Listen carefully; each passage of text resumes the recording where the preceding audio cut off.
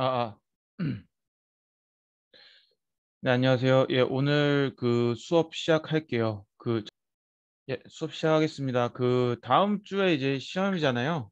그래서 이번 주에는 미래 기술, 그러니까 어떻게 보면은 돌고 돌아갔고 지금 저희가 이제 그 소재의 지금까지 배웠던 지식들이 어떻게 미래에 접목되는지 또는 어떠한 기준으로 이 기술들이 전개가 될지에 대해서 저희들이 어, 통합적으로 살펴보고 그거를 이제 저희가 배웠던 소재 이론들을 어떻게 접목시킬지. 그러니까 기본적으로 시험 문제 같은 경우도 좀 더 미래 기술에 많이 초점에 맞춰서 나올 것 같아요. 제가 여기서 쭈루룩 설명해드리긴 하겠지만 여기서 제가 말씀드리는 거 이외에 학생분들이 실제로 소재를 어떤 식으로 디자인해야지 우리가 미래의 어떤 특성을 개선시키는 데 있어서 도움이 되는지 그런 문제들을 많이 낼 것 같고 시험 일정은 12월 7일 다음 주죠. 다음 주 화요일이고 10시 10대 106호 그리고 서술형으로 진행됩니다. 그래서 여기서 이제 오늘 수업 같은 경우에는 이제 어 대표적으로 이제 제가 하고 있는 연구긴 해요. 태양광 기술, 배터 연료전지, 반도체 기술. 여기에 대해서 조금 중점적으로 말씀을 드리려고 해요. 왜냐면은 기본적으로 이게 제가 한 분야고요.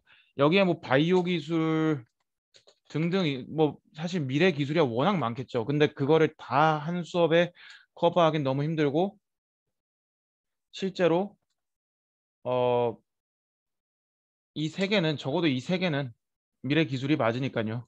나머지도 뭐 미래 기술 많겠죠. 뭐 제약 기술도 있고 다양하게 있겠지만 기본적으로 여러분들이 신소재공학과에서 뭐 고분자를 많이 공부하시겠지만 또 반대로 이렇게 잠시만요.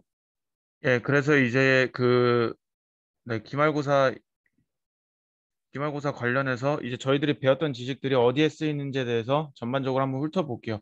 그래서 조금 이번에는 좀 분위기가 좀 다를 수도 있어요. 왜냐면 제가 실제로 발표한 분야, 제가 실제로 연구한 분야를 얘기하는 거기 때문에 좀 이론적인 백그라운드가 많이 없어집니다.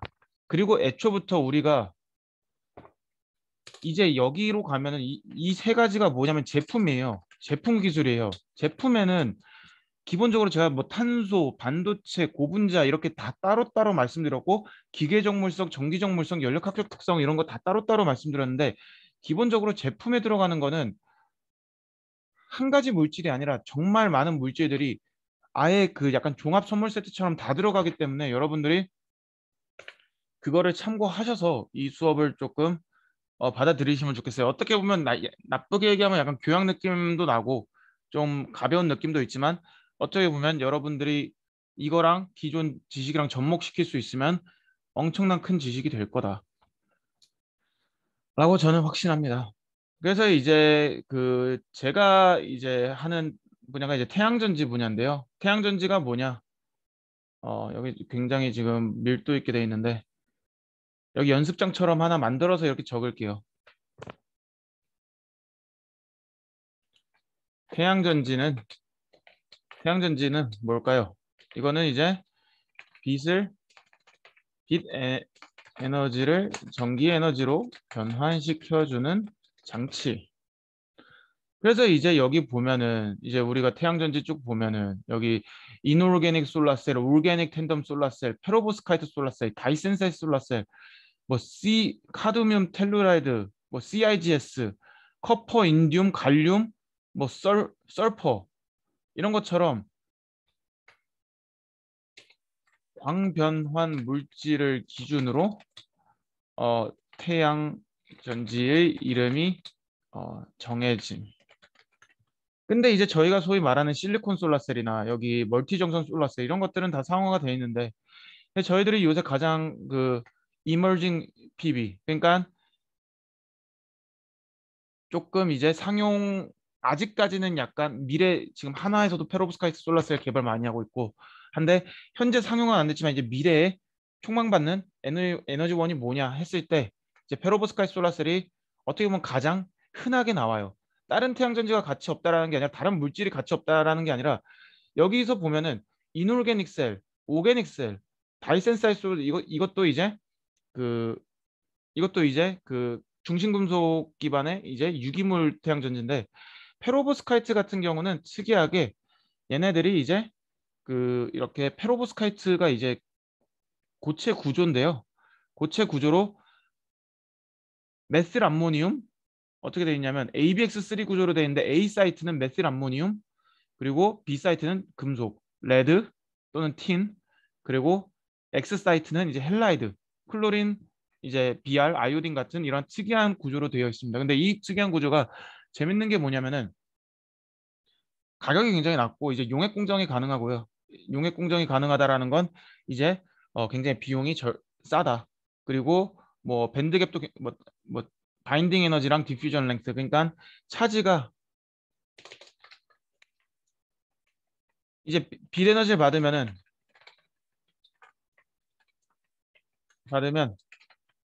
밸런스 밴드에서 전자들이 이제 컨덕션으로 갈 거 아니에요. 컨덕션으로 갈 거 아니에요. 그러면 컨덕션에서 얘네들이 그 잘 이동해서 전자를 전달해야 하는 숙명을 갖고 태어났는데 이렇게 롱 캐리어 디퓨전 랭스, 롱 캐리어 디퓨전 랭스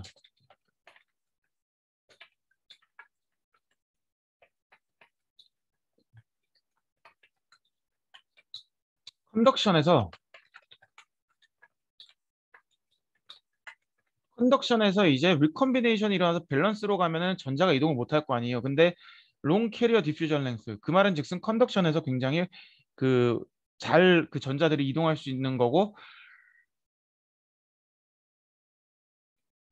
이제 로우 엑시톤 바인딩은 이제 쉽게 컨덕션으로 이동한다. 쉽게 이게 예를 들면 그런 거죠. 쉽게 컨덕션으로 가기 위해서 굉장히 높은 에너지를 주는 거에 비해서 이제 이 물질 자체의 엑시톤 바인딩 에너지가 낮으면은 이제 쉽게 이동하는 거고 이제 프로펄 밴드갭 1.6 일렉트로볼트죠. 프로펄 밴드갭 1.6. 이전에 얘기했듯이 그 과학적 성질을 배울 때 이 정도면은 800 나노 정도까지 흡수가 되는 거예요. 빛의 웨이브랭스에 800 나노 정도 흡수되는 영역인데 800 나노면은 이즈 거의 다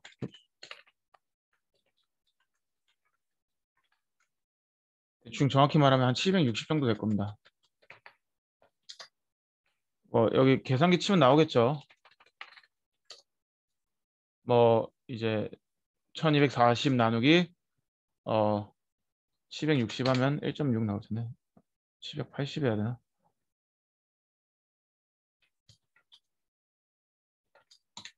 네, 뭐 대충 뭐 770이라 합시다. 뭐 이쯤 먹을 거예요.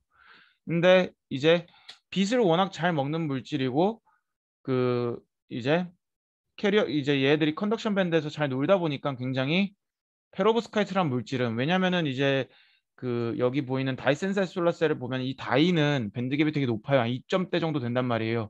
그 말은 즉슨 빛을 그렇게 많이 흡수 못하는 물질이고 그에 비해서 페로브스카이트 같은 경우는 굉장히 밴드갭도 작고 컨덕티브한 물질이라고 생각하면 돼요. 그래서 솔라셀에서 중요한 거는 태양광 물질에서 중요한 것은 예, 빛 흡수가 전도성이 높은 물질일수록 좋다. 네. 네, 연속적으로 해서 다시 할게요. 지금, 죄송해요. 이게 좀, 아무튼 좀 약간 계속 지체돼가지고. 그래서 이제 태양광 물질에서는 이제 비흡수가 잘 되고 전도성이 높은 물질이 좋은데, 아까 얘기했듯이 모든 디바이스, 제품은 단일 물질이 아닌 다양한 물질로 존재한다.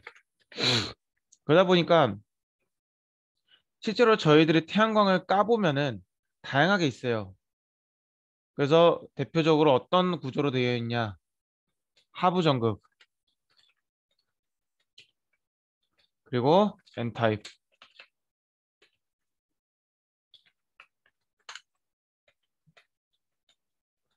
그리고 광흡수층.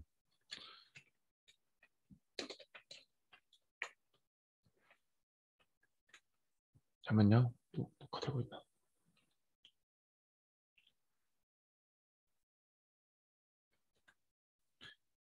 여기 보면 그리고 상부 전극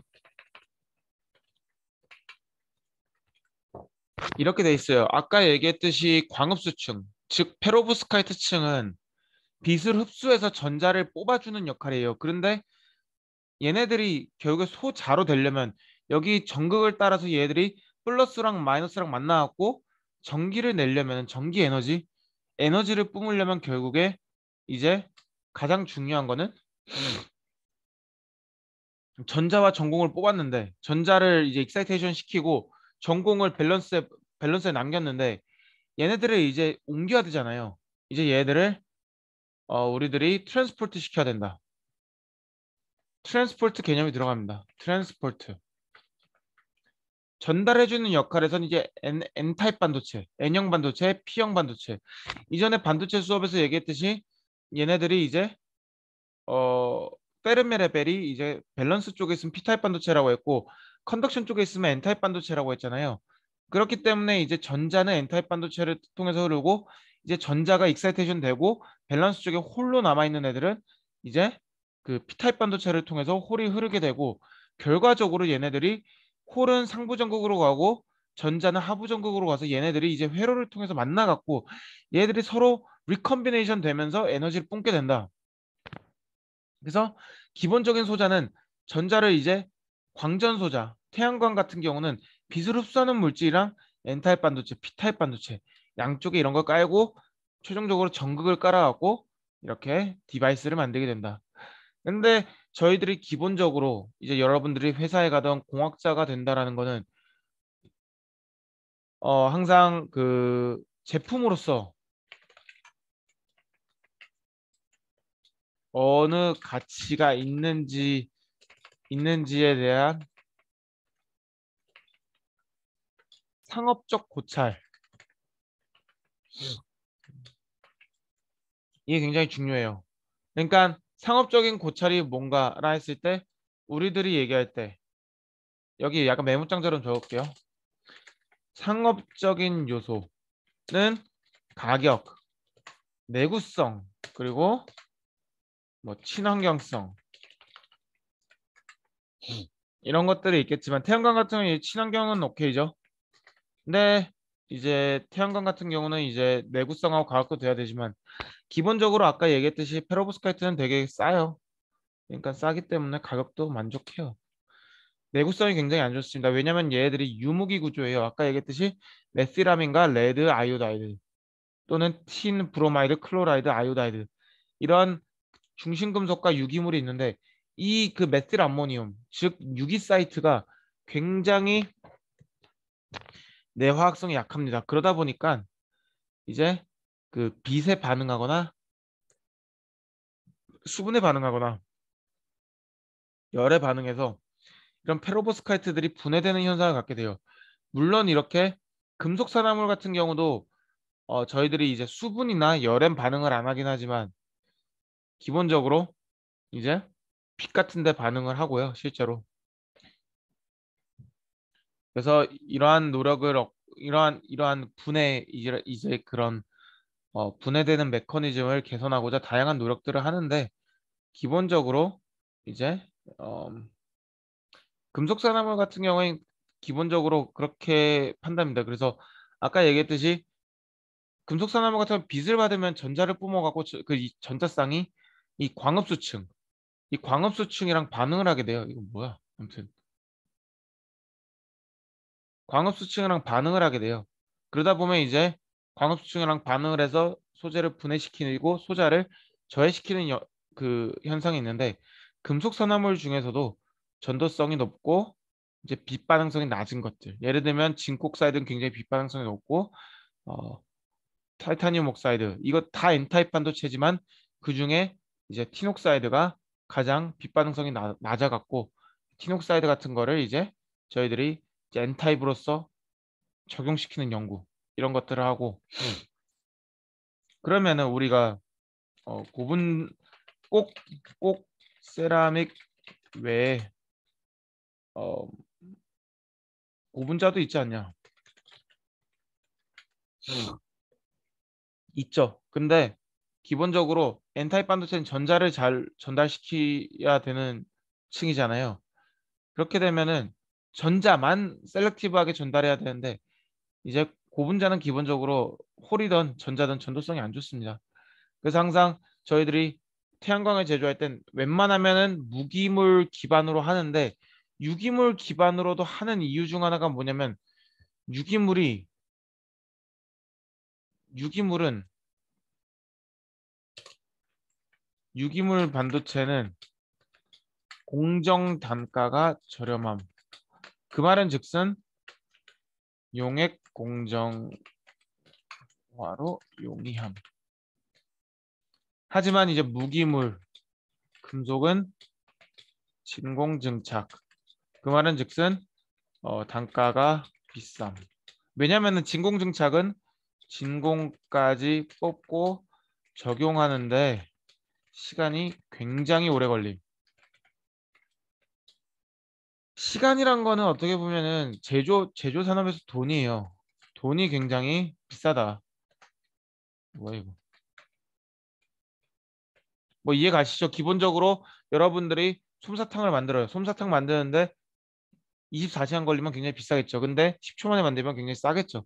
그런 것처럼 진공 같은 경우는 애초부터 그 진공까지 이제 진공이란 건 공기 상태가 아닌 거잖아요. 그것까지 장비도 비싸고 진공까지 뽑는데 시간도 오래 걸립니다. 시간도 오래 걸리다 보니까 공정 단가가 굉장히 올라간다는 단점이 있어요. 그래서 고분자 또 쓰긴 쓰지만 기본적으로 고분자는 품질이 낮다라는 전제를 깔고 있고 여기서 음, 이제 그런 광 반응성을 줄이기 위해서 이제 광 반응성이 낮은 물질들을 많이 채택하고 제가 이전에 연구했던 논문 보면 이거 제가 썼던 논문인데 이런 것들은 어, 이전에 얘기했듯이 뭐 기본적으로 고체나 세라믹 같은 경우는 그 세라믹은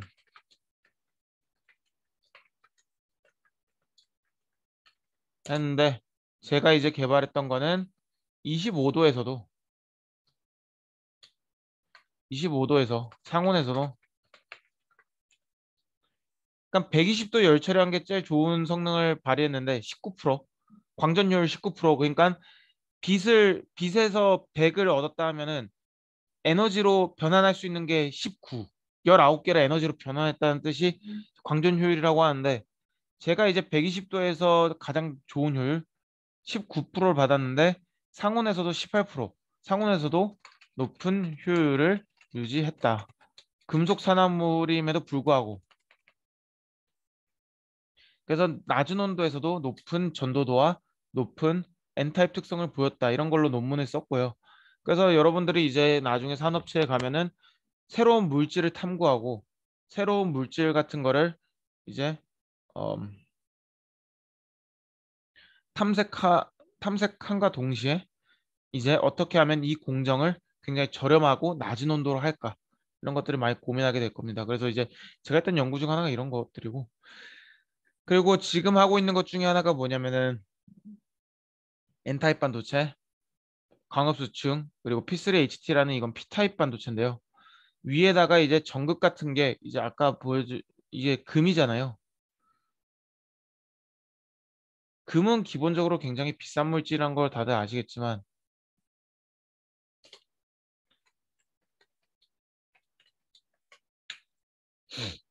근데 다른 전극을 사용하기에는 산화 문제가 있더라. 산화가 된다라는 거는 이제 어 도체에서 반도체가 된다.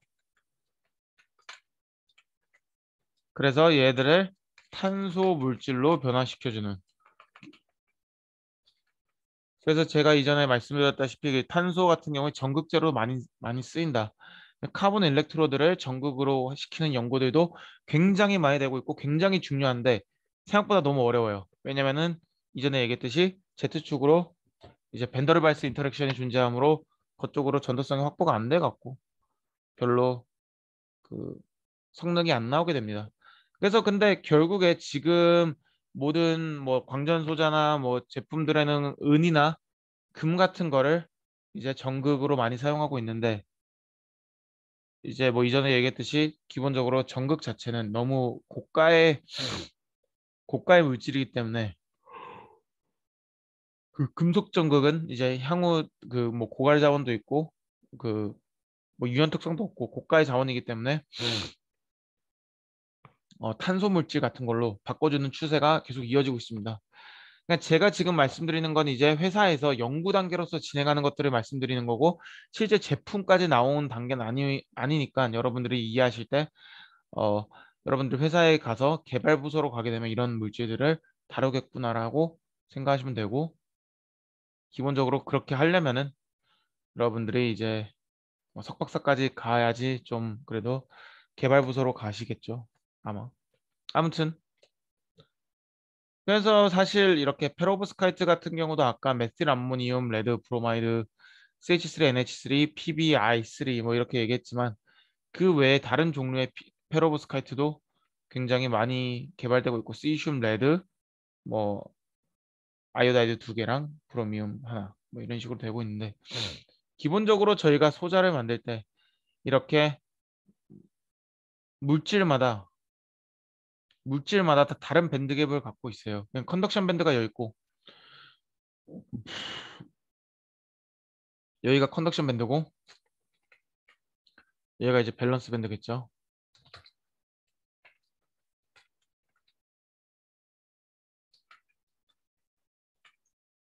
근데 이제 밸런스 밴드가 있고 컨덕션 밴드가 다 제각각이 있는데 이제 물질 보면은 이제 P 타입이 있고 여기 이제 얘네들은 N 타입이고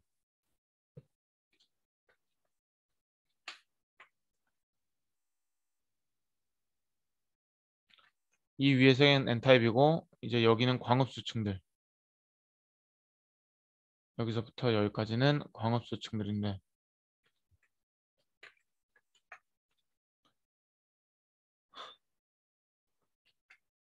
그리고 여기는 이제 P 타입.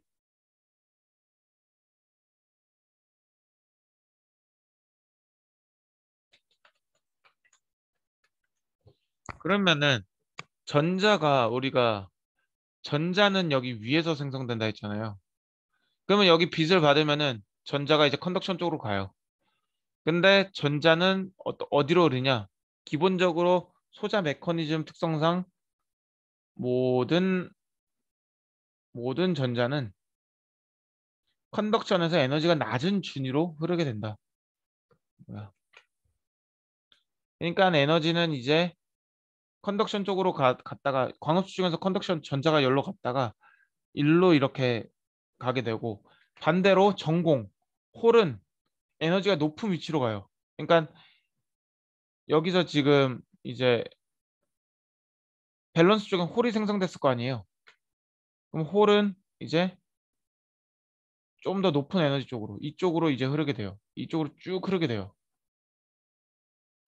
그러니까 홀은 더 높은 에너지를 향해 따라가는 거고 전자는 더 낮은 에너지, 컨덕션에서 더 낮은 에너지, 전공은 낮은 에너지에서 좀 더 높은 에너지 쪽으로 가게 되고 최종적으로 홀은 또 이렇게 골드 쪽 이제 어, AU 쪽으로 이렇게 흐르게 되고 전자는 FTO나 ITO 투명 전극이라고 하는 이 하부 전극을 통해서 전자가 이렇게 흐르게 됩니다. 이런 식으로 쭉 흐르게 돼요. 그래서 물질마다 이렇게 있는데 여기 보면은 이제 뭐 이건 다 P타입 반도체인데 얘들은 MAPBI3 빼고는 다 P타입 얘는 이제 메틸 암모늄 레드 아이오다인이니까 광hợp수층이고 얘들은 이제 P타입 반도체인데 전공이 이제 여기서 여기로 흐르고 전자는 이제 높은 층으로 안 흐르다 보니까 아마 커프 옥사이드 쪽으로 흐를 수가 있어요. 여기는 좀 이건 좀 문제가 있을 수 있는데 기본적으로 이렇게 TiO2나 징크 옥사이드와 같은 페르미 레벨이 상대적으로 위에 존재하고 컨덕션 밴드가 낮은 포지션에 있는 쪽으로 전자들이 흐르게 된다. 그래서 소자는 애초부터 단순히 한 물질로서 해석할 수 있는 게 아니라 여기 다양한 곳으로 얘들이 트랜스포트 되면서 흐르는 에너지의 현상이다. 근데 우리가 이제 페로브스카이트 자체를 우리가 해석할 때 안정성을 얘기 많이 하는데 이 이유가 유기물하고 무기물하고 유기물이랑 같이 존재하는데 특히 그 중에서 유기물 사이트가 굉장히 약한 쪽으로 작용한다라는 논문들이 많은데 실제로도 그렇고 근데 이 유기물이 이 무기물 그 케이지 네트워크의 결합을 강화시킬 수 있도록 이렇게 아까는 메틸아민 즉 CH3NH3인데 이렇게 아민기가 두 개 있는 걸로 통해서 결합을 사이에 강화시키는 노력들이나 아니면 이제 제가 작업했던 이제 이미다졸이나 아로마틱기 유기물을 넣지만 아로마틱기를 넣어가지고 내부 안정성을 강화시키는 그런 연구들을 해서 이제 효율 같은 거 올리고 안정성도 많이 올라가고 상대적으로 아무것도 안 넣었을 때보다 아무것도 안 넣었을 때보다 확실히 한 700, 1000시간, 2000시간 이렇게 버티는 물질들을 만들 수 있다. 그래서 이제 소재라는 건 굉장히 다각화시켜야 되는 게 많고 무기물 자체로 또는 유기물 자체로 우리들이 승부를 볼 수 없는 시대가 오다 보니까 지금 가장 화두가 되는 게 유무기 하이브리드 구조. 이 두 가지 구조를 섞어서 어떻게 우리가 가치 있는 걸 만들까라고 생각했을 때 이런 것들이 이제 페로브스카이트 태양전지로 많이 어, 연구가 되고 있다라는 것이고 다만 이제 유기물의 단점을 극복하고자 다양한 시도들을 하고 있는데 제가 했던 거는 오히려 카본 카본 결합 이제 좀 더 그래파이트나 그래핀에서 볼 수 있는 탄소 결합들을 유기물 사이트에 치환시켜서 이제 극강의 성능을 보이는 소자들을 만들고 있다. 또는 이제 그러니까 여기서 화두가 뭐냐면은 음, 여기서 화두가 뭐냐면은 이제 성능 개선식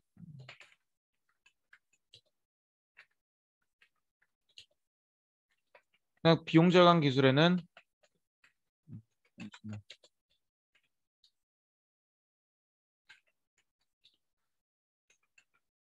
뭐 소재 합성 단순화 이런 것들이 있겠죠. 성능 개선 기술에는 이제 신규 소재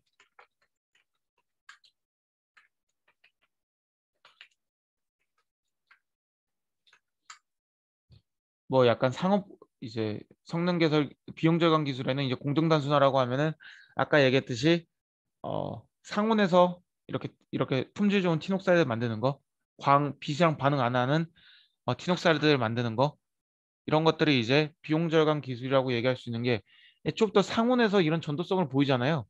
그러면은 공정 시간이 거의 3분의 1 정도 단축이 돼요.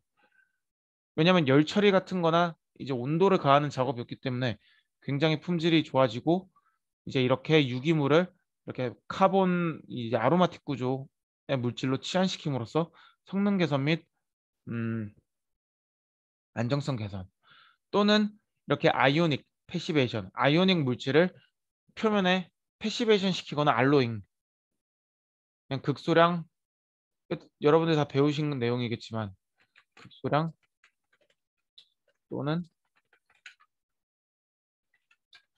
이런 걸 통해 갖고 디펙트들을 제어하는 기술로 인해서 이렇게 안정성을 제어하는 효과들을 많이 만들 수도 있어요. 이거는 이제 무기물이나 이제 카본적인 접근이고 이제 어떻게 보면 제가 지금까지 말씀드렸던 건 광업수층에 이렇게 그 물질을 넣다 보면 이렇게 페르미 레벨 기준에서 이렇게 트랩 사이트, 디펙트 사이트들이 이렇게 변해갖고 좀 더 개선된 성능을 보이지만 그 외에도 이제 아까 엔타입하고 페로브스카이트 광업수층 얘기했다 싶으면은 이제는 이제 HTL 지금 여기 페로브스카이트 위에는 스파이로 오미테드라는 유기 물질을 써요. 유기 단분자 그 P타입 물질을 쓰는데 이 P타입이죠. P타입 물질을 쓰게 되는데 이 P타입의 문제가 뭐냐면은 고분자 물질을 쓰다 보니까 어, 열 안정성이 굉장히 낮아요. 그러면 누군가 물어보겠죠. 왜 무기물 안 쓰세요?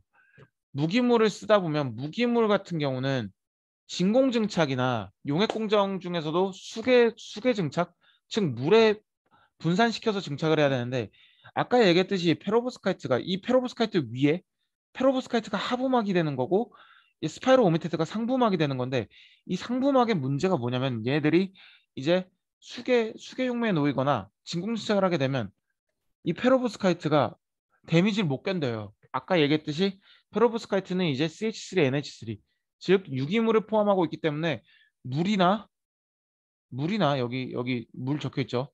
물이나 그런 진공증착을 하게 되면 이제 파티클들이 이제 그 금속산화물들이 쏴주는데 이 쏴주는 데미지를 못 견디고 쉽게 죽어버립니다. 그러다 보니까 얘들을 이제 고분자나 단분자 유기용매에 좀 섞어갖고 좀 약간 그 비극성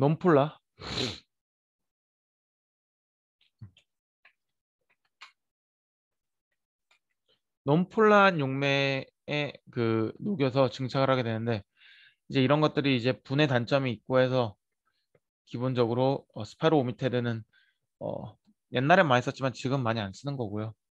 그러다 보니까 이제 제가 개발했던 것 중에 하나가 무기방막인데 아까 얘기했듯이 무기방막은 페로브스카이트에 데미지를 주기 때문에 저희가 여기 표면에 그 고분자 처리를 합니다. 1차적으로 고분자 처리를 하고 그 위에다가 무기방막을 쌓게 되는데 고분자는 애초부터 전도성이 별로 없다고 했잖아요. 기본적으로 P타입 특성이 별로 없는 물질이 많기 때문에 이거를 저희가 PDMS라는 고분자를 엄청 얇게 깝니다. 거의 앵스트롬 원자 하나 단위까지 깔아요. 원자 하나 단위로 깔면은 얘네들이 이제 그 부도체 성향을 약간 무시하고 터널링 효과로 인해서 P타입 성향을 도미넌트하게 가진 COSCN P타입 반도체의 물성을 따라가니까 기본적으로 굉장히 좋은 성능을 발현하게 된다. 효율이 이제 16%에서 19%까지 올라가는데 이 전략의 가장 큰 핵심은 이렇게 PDMS를 이제 그 원자 단위로 쌓다 보니까 PDMS가 이제 고분자고 소수성 특성을 갖게 되다 보니까 얘네들이 이제 물에 담궈도 심지어 물에서 작동시켜도 굉장히 안정적인 성능을 보여주더라. 그래서 이거는 어떻게 보면은 여러분들이 생각할 때 컴포짓 레이어 이전에 배웠듯이 왜냐면은 이거는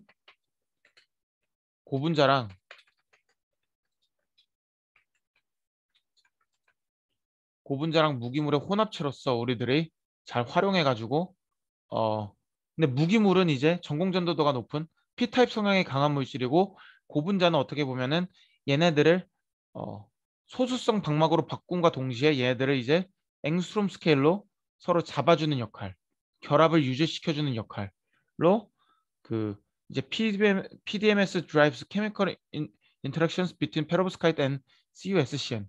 CuSCN은 이제 P타입 반도체 물질이고 making perfect interface with the improved device performance. 그러니까 이제 이 PDMS가 페로브스카이트랑 CuSCN P타입 물질 간의 어드히전, 그러니까 화학적 결합 및 소수성 특징을 발현시키더라. 그래서 물속에서도 심지어 작동할 수 있는 태양광을 만들었다. 어떻게 보면 아까 얘기했듯이 빛과 수분, 라이트 문제라 했지만 티녹사이드에서 빛 문제 해결했고 PDMS로 라이트 문제 해결했고 힛은 이제 뭐 나중에 가서 쭉 얘기 나오지만 뭐 이런 트라이아졸, 이런 아로매틱 그룹으로 빛과 열, 수분 다 개선시키는 연구들을 했다. 근데 아무래도 이 친구들이 향후 현재 지금 광전 효율은 한 19%, 20%. 제가 지금 서울대랑 카이스트랑 같이 하면서 나오는 성능이 한 22% 정도 나오지만 지금은 이제 옛날보다 나으니까요. 근데 그래도 한 20, 10대 중반에서 20대 후반까지 놀아야지 좀 더 상용화되지 않을까. 그러니까 여러분들도 나중에 산업체에 가가지고 그러한 기술들을 개발해 나가겠죠. 그러니까 태양광에서는 이러한 기술적인 문제들이 있어요. 기본적으로 N타입 광hợp수층, P타입 그리고 양쪽에 전극 딱 달려 있고 홀과 전자가 만남으로써 에너지 생성하는데 기본적으로 저희들이 이런 디바이스를 볼 때 한 가지의 역할 때문에 디바이스가 문제라고 얘기 안 해요. 왜냐면은 광hợp수층도 유무기 구조 때문에 그 문제지만 빛을 1차적으로 받는 왜냐면은 이제 빛이 아래서 흐르다 보니까 이제 N타입이 먼저 받잖아요, 빛을. 이 강한 에너지를 N타입 반도체가 먼저 받는데 얘들이 세라믹이던 뭐 고분자 반도체건 1차적으로 데미지를 받게 됩니다. 그러다 보니까 이런 빛 반응이 일어나는 거고 반대로 이제 스파이로 오미테드 같은 경우에는 이, 이 페로브스카이트의 이 유무기 특성 때문에 어쩔 수 없이 고분자로 사용하긴 하지만 이 고분자의 그 불안정성 왜냐하면 열이나 수분이나 빛에 의한 불안정성 때문에 그 네, 기본적으로 저희들이 그 다양한 다양한 소재 N타입, P타입 발굴 또는 광hợp 수증 발굴을 통해서 반도체에도 쓰고 태양광에도 써요. 기본적으로 태양광이랑 반도체랑 동일한 기술이라고 생각하시면 돼요. 다만 쓰이는 물질이 조금 다른데 원리는 똑같고 N타입, P타입 둘 다 사용합니다. 이제 제가 삼성에 있었을 때 어차피 뭐 MP 뭐 PN 정션 이런 것들을 떠나서 삼성에 있었을 때 주로 했던 게 뭐냐면은 이제 저희들이 어, 방막을 만들어요. 이제 타이타늄 나이트라이드라는 방막을 만들기 위해서 NH4CL이랑 TRCL4 이렇게 TRCL4랑 그 NH3라는 가스를 이용해 가지고 저희가 TIM 방막을 만드는데 여기에 이제 이온 결합을 하고 있는 NH4CL이라는 불순물이 생기게 됩니다. 솔트 레지듀 이건 즉 말해서 불순물.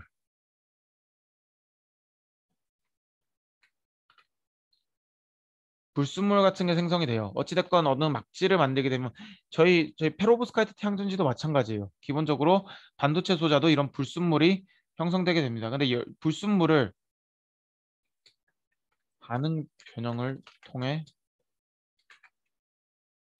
그래서 저희가 이제 이런 메커니즘 에너지 연력학적 에너지 메커니즘을 짜요. 그러다 보니까 이제 저희들이 이제 클로린 같은 경우에는 이제 원소 주기율표상 봤을 때 굉장히 강한 결합을 하고 있다고 하면 아이오딘 같은 경우에는 굉장히 크고 벤더르발스란다. 어쨌든 그 최외곽전자 그 최외곽전자의 결합이 약하기 때문에 아이오딘 같은 경우는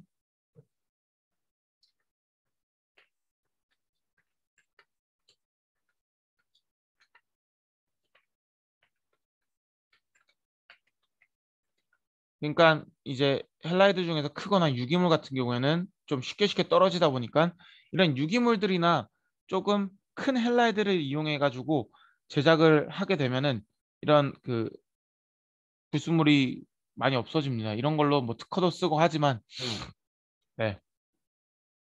기본적으로 이런 불순물 제거 공정 특히 반도체에서는 어찌됐건 MP형 시스템을 따르기 때문에 뭐 태양광 이유에 있어서 굳이 말씀을 드릴 이유는 없지만 이제 불순물을 없애기 위해서 이런 막지를 화학 물질을 바꿔가면서 더 좋은 품질의 방막으로 만들기 위해 노력을 많이 합니다. 또한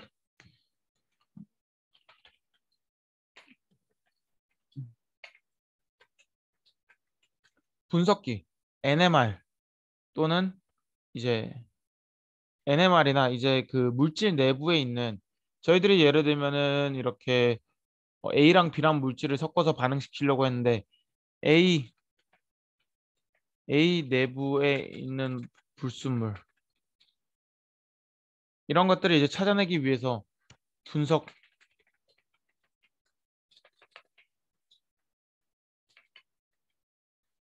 이런 것들을 되게 많이 사용해요. 근데 여러분들이 이제 저한테 전기적 성질이나 이제 과학적 성질 이런 거 배웠잖아요.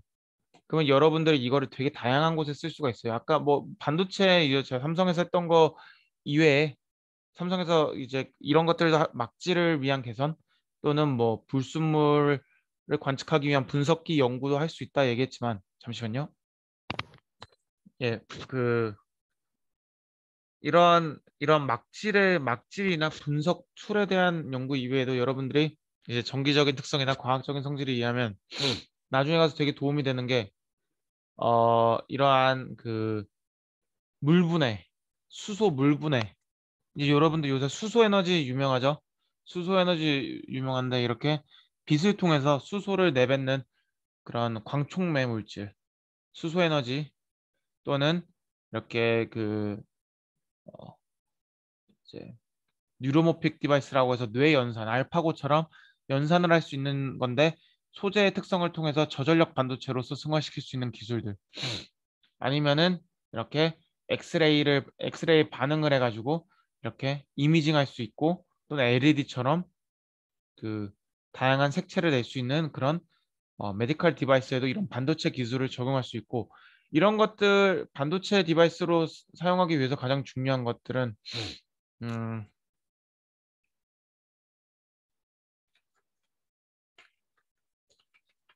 밴드갭의 변형이 가능한가, 전도성이 좋은가. 그 말은 즉슨 또는 광 반응도가 좋은가. 근데 광 반응도란 게 이제 우리가 생각하는 가시광선이 있고 뭐 X선 영역이 있고 뭐 IR 영역이 있고 뭐 UV 영역이 있고 다양한 빛의 영역이 있겠죠. 각 빛의 영역에 얘들이 잘 반응을 해서 작동을 하느냐 이런 것들이 굉장히 중요하고요. 전도성이 좋은가 그리고 물리적인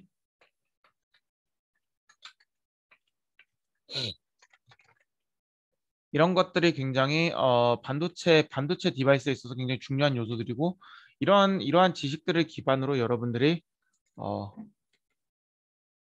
뭐 수소 에너지를 만드는 이런 반도체 소재들 또는 어, 그 의료 쪽에 쓰는 이런 이미지 센서 또는 뭐 LED 또는 이렇게 반도체 뉴로모픽 디바이스 알파고 연산 적용하는 저희가 소위 말하는 시스템 LSI 삼성전자 또는 파운드리 사업부에서 하는 것들을 하고 있다.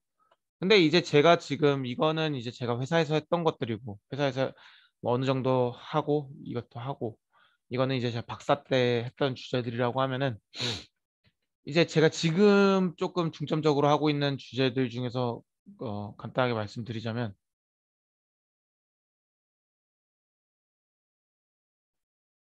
음,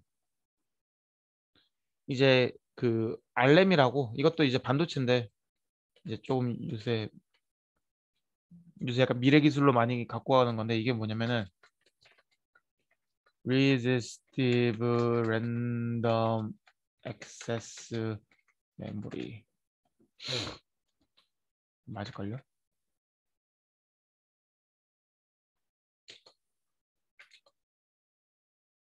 네, resistive random access memory. 그래서 얘들이 뭐냐면은 이제 저항 소자라고 해가지고 약간 옛날에 회사에서 많이 하다가 너무 어려워서 기술적으로 많이 어려워서 접은 건데 이게 뭐냐면은 이게 밈 구조로 돼 있어요. 메탈, 인슐레이터, 메탈. 밈 구조. 여기 이렇게 적혀 있네요. 그래서 밈 구조로 돼 있는데 밈 구조가 뭐냐면은 가운데 금속 산화물을 놔요. 그럼 얘네들은 얘 위에 전도성 넣고 전도성 높잖아요. 근데 얘들은 전도성이 안 높아요. 왜냐면 반도체니까. 그냥 금속보다 안 높죠. 금속보다 전도성이 안 높은데 여기에 저희들이 에너지를 엄청 많이 가해주게 되면 이 옥사이드에 있는 그 옥시전들 있잖아요. 옥시전들이 옥시전들이 이렇게 그 빠지게 돼요. 그러니까 예를 들면은 TiO2라고 하면은 전류를 엄청 가해주면 이제 TiO2 X가 되는데 전류가 되면 X가 되는데 옥시전이 빠지면서 얘들은 이제 메탈라이크 그러니까 굉장히 이제 그 뭐라 해야 되지? 금속이랑 가까워지는 현상을 갖게 되면서 전도성을 확보하게 됩니다. 그렇게 되다 보니까 그러면 옥시전들은 어딨냐? 옥시전들은 막 약간 옆이나 막 다른데 이제 막 붙어 있어요. 끝쪽에 붙어 있거나 아니면 얘네들이 이제 이동을 하게 돼서 여기서 이제 옥사이드들이 있으면은 여기 옥시전들이 막 표면에 이렇게 박혀 있거나 아니면은 외부에 옆에 이렇게 박혀 있는 현상이 일어나게 되는데 그러면서 여기서 이제 가운데 이렇게 이상한 그 와이어처럼 필라멘트 즉 이상한 그 브릿지를 형성하게 돼요. 브릿지를 형성하면서 여기는 이제 타이타늄 리치한 영역, 금속을 리치한 영역으로 바뀌면서 여기가 컨덕티브해집니다. 그렇게 되면 뭘까요? 원래는 원래는 전기가 안 흐르다가 얘들이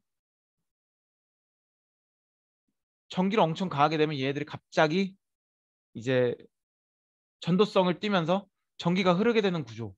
즉, 컨덕티브한 채널이 이렇게 형성되면서 컨덕팅 필라멘트. 즉, 여기서 이렇게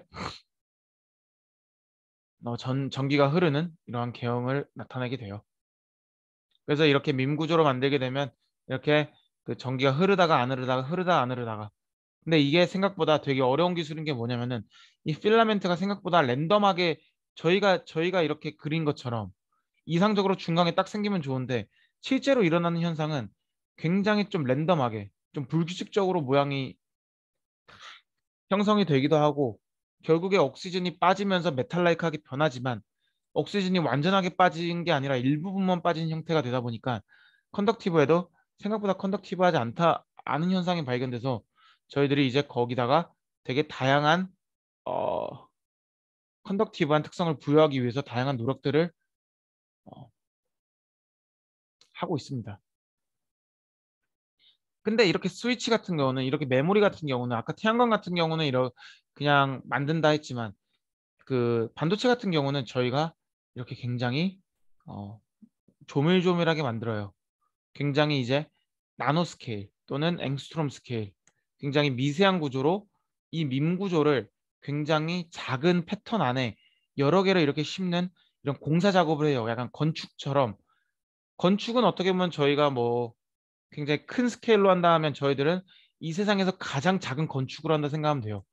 어떻게 하면 더 작게 만들고 어떻게 하면 더 규칙적으로 만들까? 밈 구조를 어떻게 더 많이 작은 영역 안에 형성시킬까? 왜냐하면 스위치가 많으면 많을수록 그게 하나의 메모리거든요. 왜냐면은 여러분들이 이제 뭐 몇 기가바이트, 몇 메가바이트, 뭐 테라바이트 이런 메모리 쓰시는데 이 영역 안에 이 그 반도체 구조를 몇 개 집어넣느냐에 따라서 이 스위치의 개수가 결정이 되고 저장되어야 되는 메모리 또는 저장되지 말아야 되는 메모리 이런 것들을 다 스위치를 통해서 결정이 되기 때문에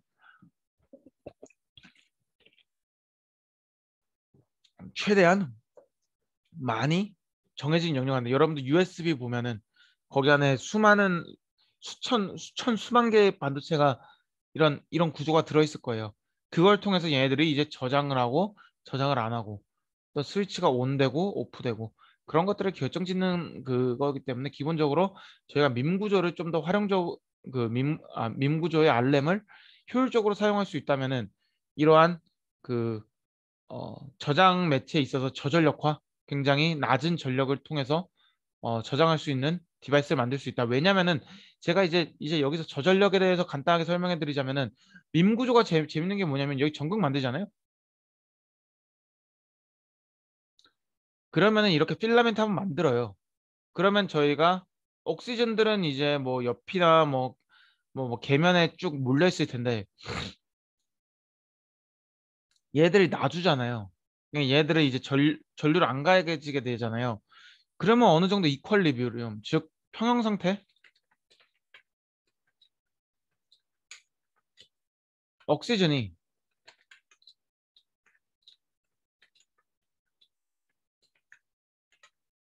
평형 반응이 일어나면서 옥시즌이 다시 이 필라멘트에 들어가는 현상이 발생되는데 어 이거가 일어나기 전에 기본적으로 계속 저장했다 뺐다 저장했다 뺐다 하면은 이 필라멘트가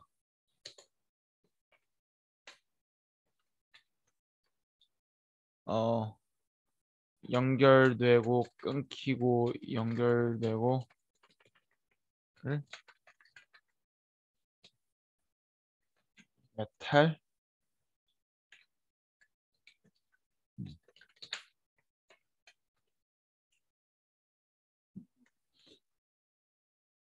이 필라멘트가 이제 그 얘들이 자주 쓰게 되면은 얘들이 이제 이퀄리브리움 오기 전에 살짝 끊겼다가 다시 틀어주면 다시 필라멘트 형성하고, 그러니까 처음에 이제 뚫어줄 때, 처음에 아무것도 없을 때 여기 이렇게 막대 하나 뚫어주는 거,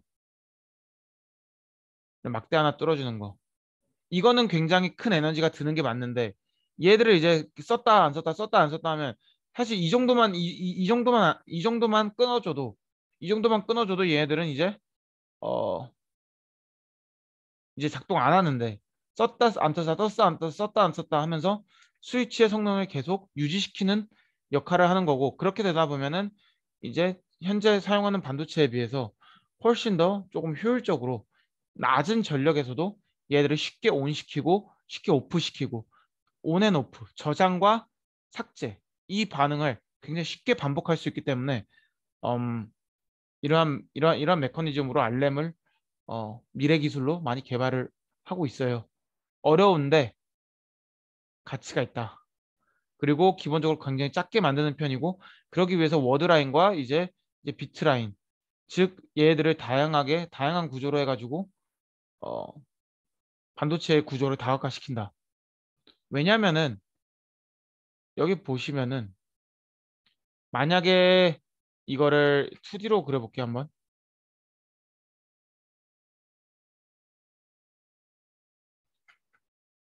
만약에 이렇게 우리가 만든다 했을 때 밈 구조를 이렇게 만들어요.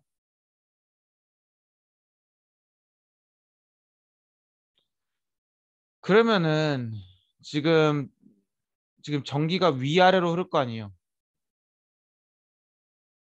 근데 우리가 생각을 해보면은, 이렇게 돼 있으면은 이 1번하고 2번이랑 3번이랑 다 똑같은 셀이야. 왜냐면은 위로 전자가 다 흐를 거고 아래로 전자가 아래로 전공이 흐를 거기 때문에, 여기서 문제가 뭐냐면은 기본적으로 1번, 2번, 3번 채널이랑 다, 기본적으로 여기서 생성되는 거는 1 플러스 2 플러스 3, 이 메탈 옥사이드, 이 1번 플러스 2번 플러스 3번의 메탈 옥사이드에 대한 값일 텐데, 이런 식으로 크로스 섹셔널하게 얼라인 하잖아요. 그렇게 되면은 얘네들이 이제 각각, 얘네들이 리딩하는 게 각각 달라져서 이제 각각의 소자에 대한 작용, 즉 얘들이 3D 구조로 되면서 이제 가질 수 있는 경우의 수, 밈의 경우의 수가 기하 급수적으로 올라간다. 네. 그렇게 되면서 메모리가 늘어나는 건데, 저부터 저전력 반도체로 쓸 수 있어서 저희들이 쓰는 거고, 보면은 이제 유기물도 써요. 유기물도 쓰고 고분자 물질도 쓰고 무기물도 씁니다. 아직은 연구 단계이기 때문에 고분자나 무기물로 다양한 접근들을 하고 있지만, 아마 무기물로서 값이 잡히지 않을까 저는 개인적으로 생각은 한다만, 왜냐면은 이제 유기물로 전도성을 확보하는 것 자체가 전 그렇게 긍정적이지 않았고, 근데 이제 무기물로서는 이제 옥시전 베이컨실을 유도해가지고 이렇게 필라멘트를 형성시키는, 금속 필라멘트, 옥시전 디피션트한 베이컨실을 형성, 디펙트나 또는 베이컨실을 형성시키면서 이제 옥시전 베이컨시가 일어나다 보니까 이제 타이타늄이나 뭐 다른 금속 베이스 연결고리가 생기면서 이 특정 필라멘트가 형성되고, 그럴 때 이제 얘들 전도성 성향을 띠면서 어, 반도체로서 저장 장치로서 반응을 한다. 근데 이런 것들이 재밌는 게 뭐냐면은, 아까 얘기했듯이 잠시만요.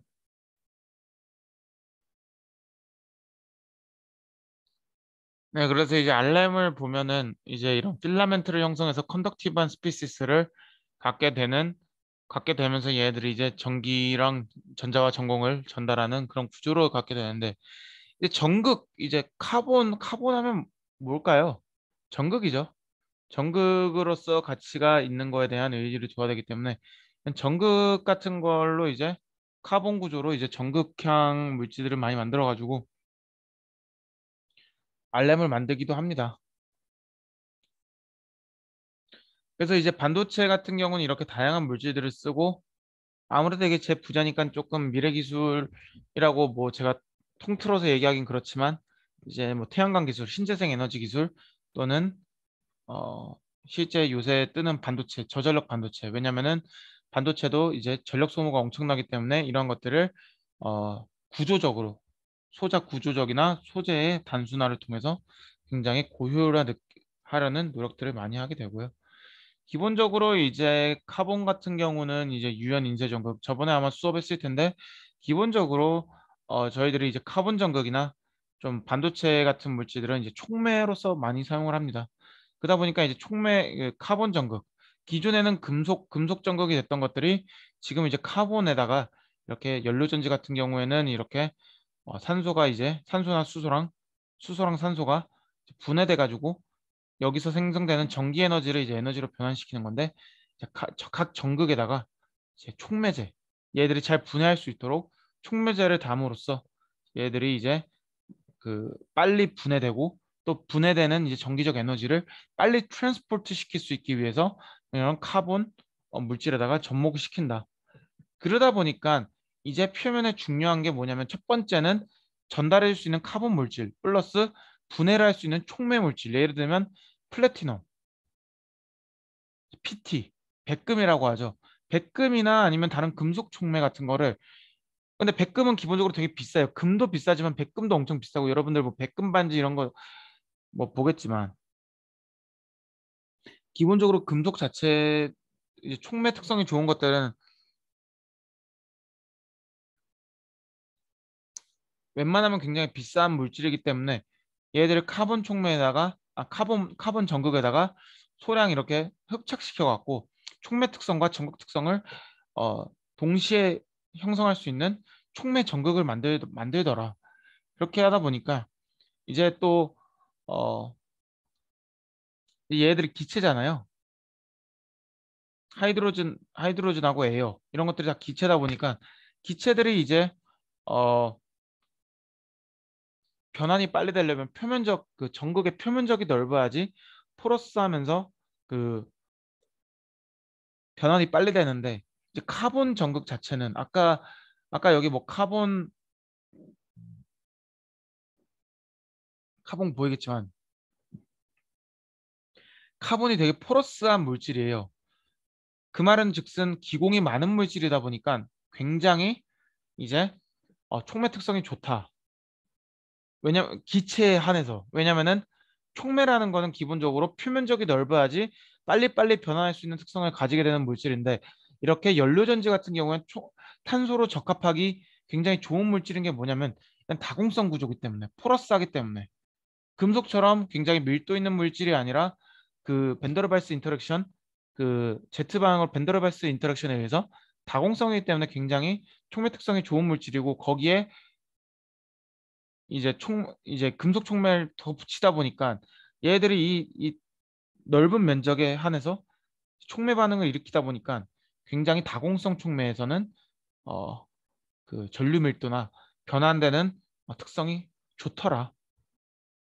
그래서 이렇게 표면에 이렇게 흡착시키는 표면에 이렇게 금속이나 촉매 물질을 촉매 유기물이나 무기물이나 그런 것들을 이제 흡착시켜서 이제 광촉매 특성을 개선시키는 연구를 한다. 근데 이렇게 연료전지 같이 어떻게 보면 기체를 이렇게 촉매 반응과 그러니까 이건 굉장히 특이한 물질이에요. 왜냐면 연료전지 같은 경우는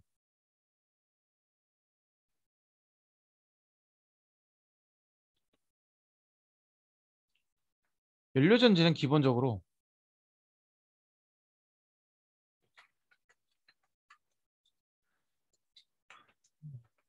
촉매 전극이란 단어를 많이 씁니다.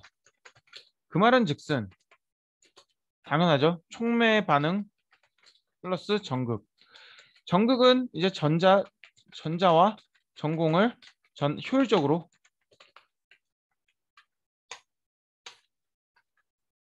주는 이렇게 되겠죠.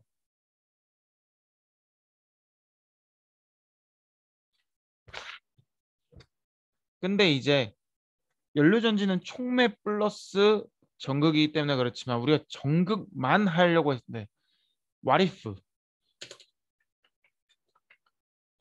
what if 촉매 없이 전극 목적으로만 쓴다면 이게 뭐임? 이라고 생각할 거잖아요. 왜냐면은 촉매는 어찌됐건 포러시티가 높아야지 그 기체나 물질들이 이제 표면 반응, surface 리액션을 통해서 얘들이 정기적인 반응이나 뭐 아무튼 뭐 다양한 반응을 화학적인 반응을 할 텐데 만약에 촉매 저희들이 이제 반도체 이런 반도체 물질이나 태양광 물질 태양광 물질에서는 여긴 촉매 반응이 아니에요. 여긴 순수히 전공을 전달해주는 물질. 여기 카본 소재에서는 이제 전자 또는 전공만 전달해주는 그 순수한 전극으로서의 목적, 촉매 없이. 그렇게 되면은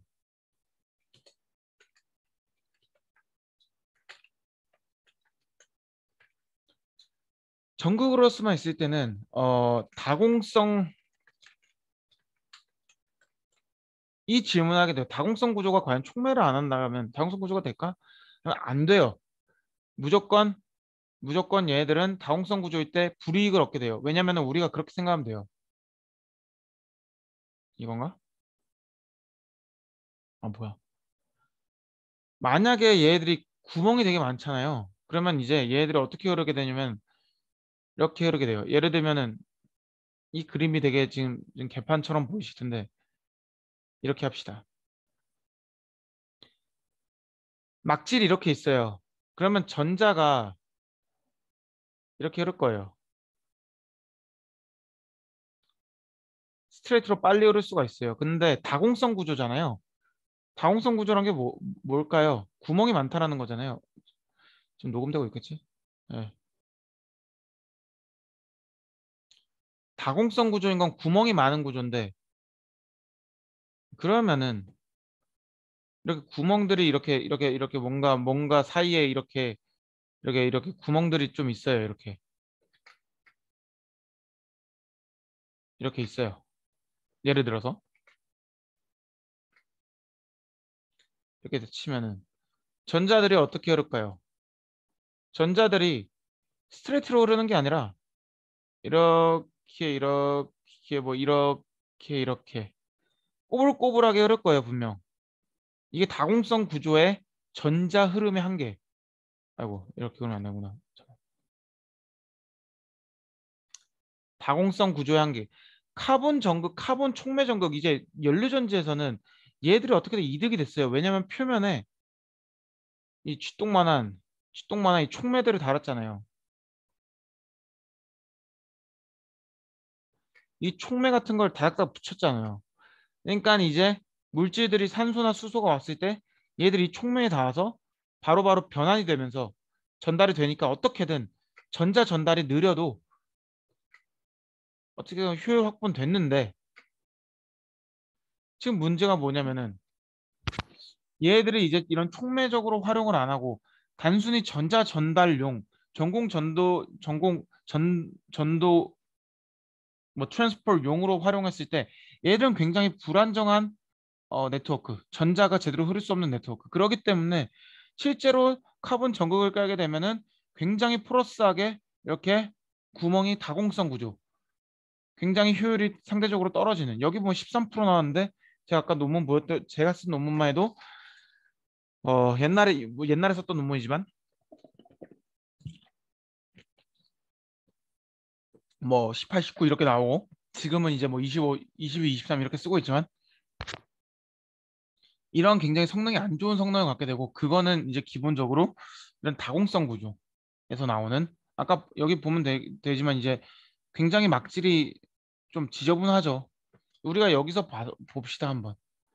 이제 이거 전자협력으로 찍은 건데 이 막질은 굉장히 단단하죠. 단단하죠. 근데 카본은 굉장히 포러스하고 다공성 구조잖아요. 그렇게 되면 기본적으로 전자 전달이 굉장히 불리합니다. 그래서 전극형으로 쓸 때는 카본을 쓰면 안 된다라는 건 아니지만 카본이 결과적으로는 대체가 되어야 되겠지만 현재 기술로서는 굉장히 어려운 구조를 가고 있다. 그래서 이제 카본 일렉트로드로도 이렇게 나노 와이어, 뭐, 뭐 슈퍼피 카본 또는 뭐 그래파이트 이런 것들을 쓰지만 CNT나 이런 거 쓰지만 생각보다 이런 전도성을 전극으로서 활용하는 건 좋지 않다. 하지만 향후 개선되어야 될 우리의 모두의 숙제다. 그렇게 생각하시면 돼요. 그래서 이제 반도체에서 필요한 기술 플러스 태양광 그리고 카본 일렉트로드가 가진 한계라고 제가 얘기했지만 기본적으로 여러분들이 어쨌든 시험 문제는 아마 제가 충분히 낼 수 있을 것 같아요. 카본 일렉트로드의 문제에 대해서 얘기하고 여러분들이 이걸 어떻게 개선시켜야 되냐.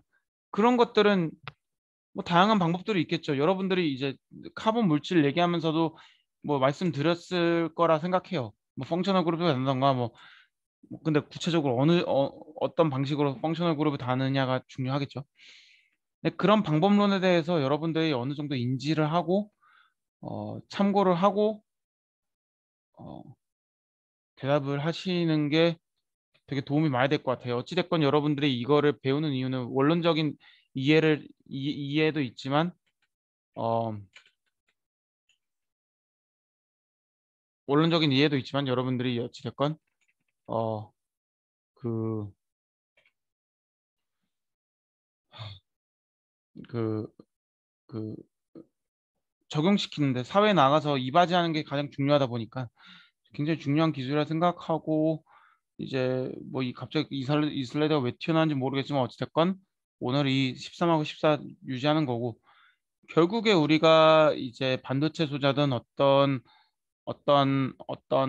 그 상용화 제품을 소재 디자인이든 공정 디자인을 할 때 성능, 안정성 그러니까 그냥 소재에서 중요한 거는 안정성 그리고 로우 커스트 가격 심플리피케이션 이것도 가격이죠. 가격 및 작업자 안전. 작업자 안전이 왜 중요할 거예요, 여러분들? 왜냐면은 여러분들이 회사에서 예를 들면 제조업에 들어간다고 생각해 보세요. 여러분들이 이제 굉장히 위험한 케미컬을 쓰고 위험한 장비를 쓰게 될 거예요. 부득이하게. 그럴 수도 있어요. 어느 회사에 가게 되면. 어딜 가든은 아닌데 어느 회사에선 굉장히 옛날 장비를 쓸 거고 그게 여러분들의 안전이랑 직결될 수가 있어요. 근데 여러분들이 사고가 나고 다치고 하잖아요. 뭐 생산하면서. 그렇게 되면은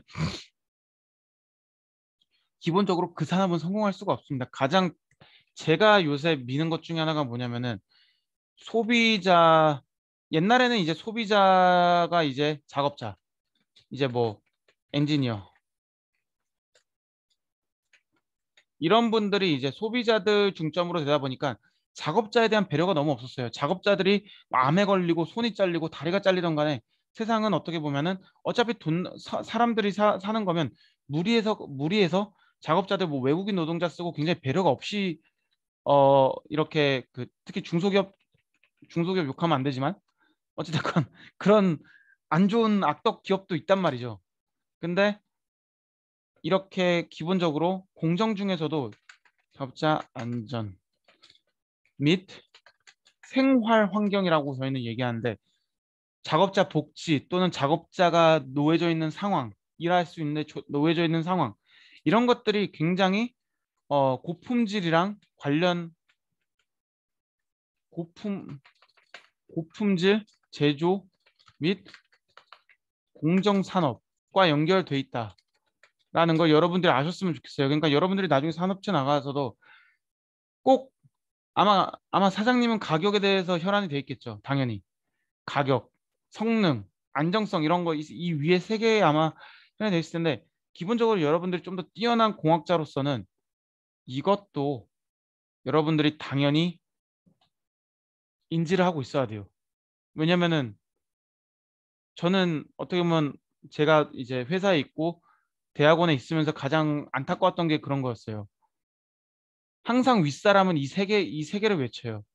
윗사람은 항상 이 세 개를 외쳐요. 근데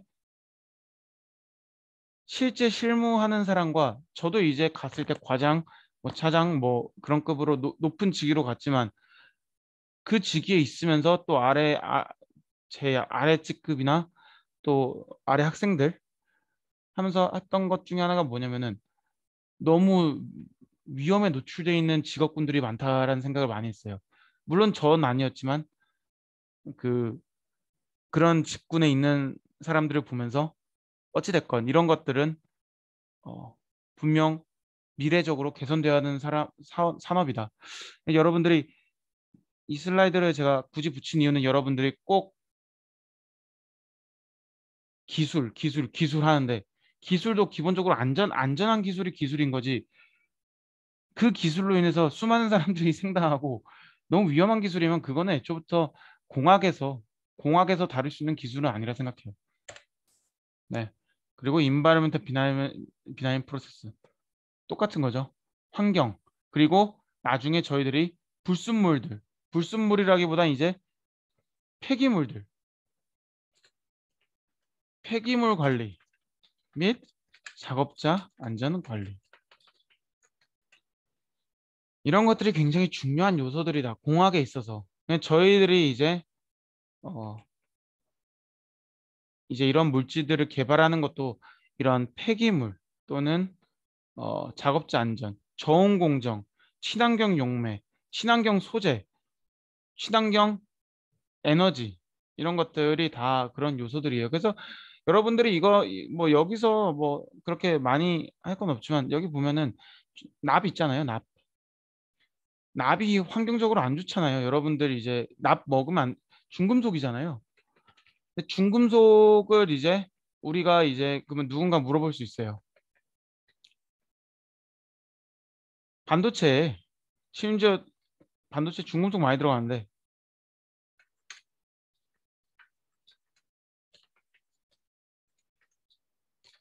어떡할래? 이런 질문 여러분들 면접 가시면 되게 많이 들어갈 거예요.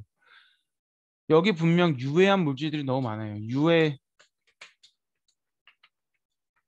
그리고 고분자도 마찬가지고 여러분들이 산업군에 가면 유해 물질들이 되게 많아요. 근데 어떻게 관리하려 하면은 여기서 여러분들이 조심해야 되는 게 여기서 새로 뭐 예를 들면 안 쓰면 됩니다.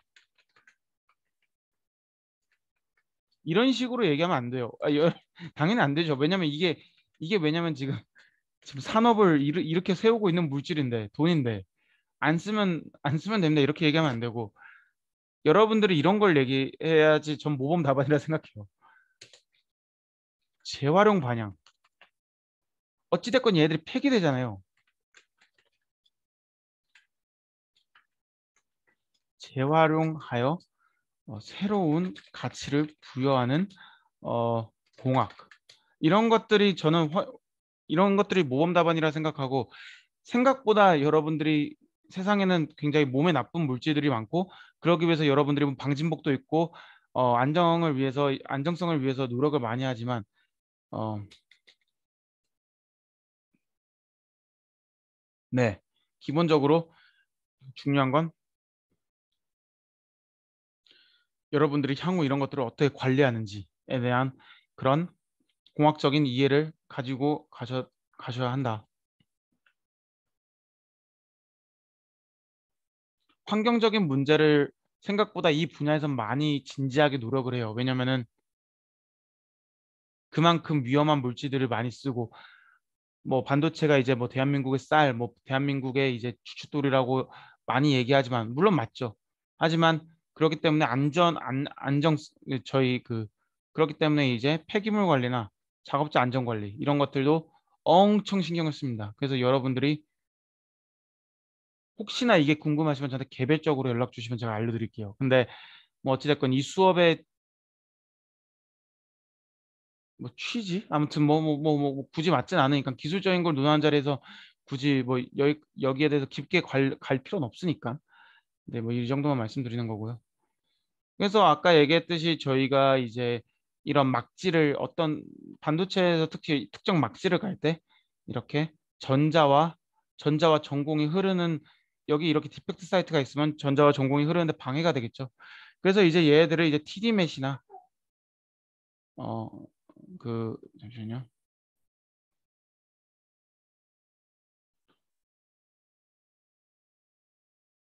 그래서 이런 공정 같은 거를 소재를 변형시켜 갖고 기본적으로 굉장히 어 이제 이런 디펙트 사이트를 줄이고 전자의 흐름, 전공의 흐름을 개선시키는 연구들을 한다.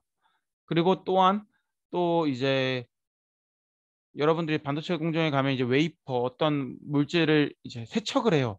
근데 저희들이 이제 뭐 퐁퐁 짜가지고 클리닝하는 게 아니라 엄청 막 하이드로플로릭 애시드에 처리하고 이제 막 아이소프로페놀 또는 워터, 물, DI 워터 이런 거에 세척을 하는데 세척을 할 때 이렇게 표면에 이렇게 이온들이 남게 되는데 이 이온들을 어떻게 제거하느냐? 이온 제거 기술 이런 것들을 또는 파티클이 생성돼 표면에 있을 경우에 파티클들을 어떻게 제거하느냐? 이런 것들은 주로 열 처리를 통해서 제거를 많이 하는데 열 처리나 이제 굉장히 초순수, 굉장히 울트라 클린한 물질들을 써서 표면에 이런 어, 이온들이나 파티클 같은 거 없애는 기술들도 노력을 많이 하고요. 이게 어떻게 보면 여러분들이 생각할 때 굉장히 단순하다 생각할 수 있어요. 근데 어, 여러분들이 이제 뭐 새우깡 먹으면은 새우가 0.8% 들어있나요? 모르겠어요. 아무튼 뭐 여러분들 뭐 소위 순도라고 얘기하잖아요. 순도.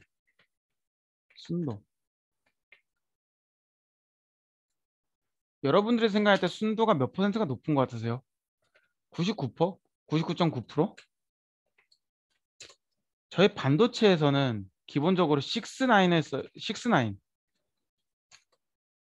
반도체에서는 엄청 99.9999% 순수한 걸 써요. 근데 이게 웃긴 게 뭔지 알아요?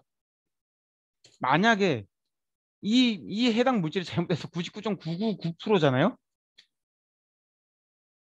저희들이 생각하기에 10만 개 중에서 하나가 조금 더럽혀진 것 같고 큰 문제가 나겠냐면은 이러면은 공장 멈추고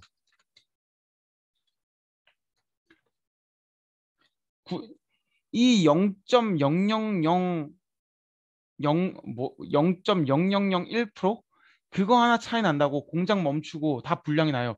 이 파티클이 지금 이 그림에서만 이렇게 크게 있는 거지 그 넓은 면적에 이 작은 파티클이 100만 평의 땅에 모래 쌀알 만큼의 파티클 하나 있어갖고 공장이 멈추는 사태가 발생될 정도로 이 반도체 공정에서는 이 엄청 미세한 0.0001% 때문에 산업 자체가 왔다 갔다 한단 말이에요. 실제로.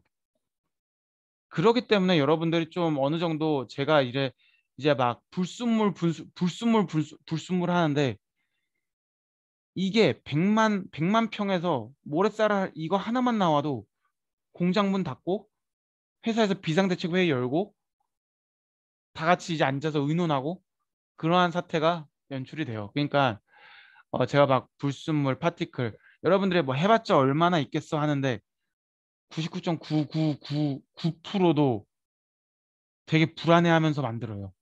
이 높은 순도에도 저희가 물인데 99.9999%가 안 되는 물이라서 거기에 여러분 재채기 한번 하면은 순도 막 90% 80% 확확 떨어지잖아요.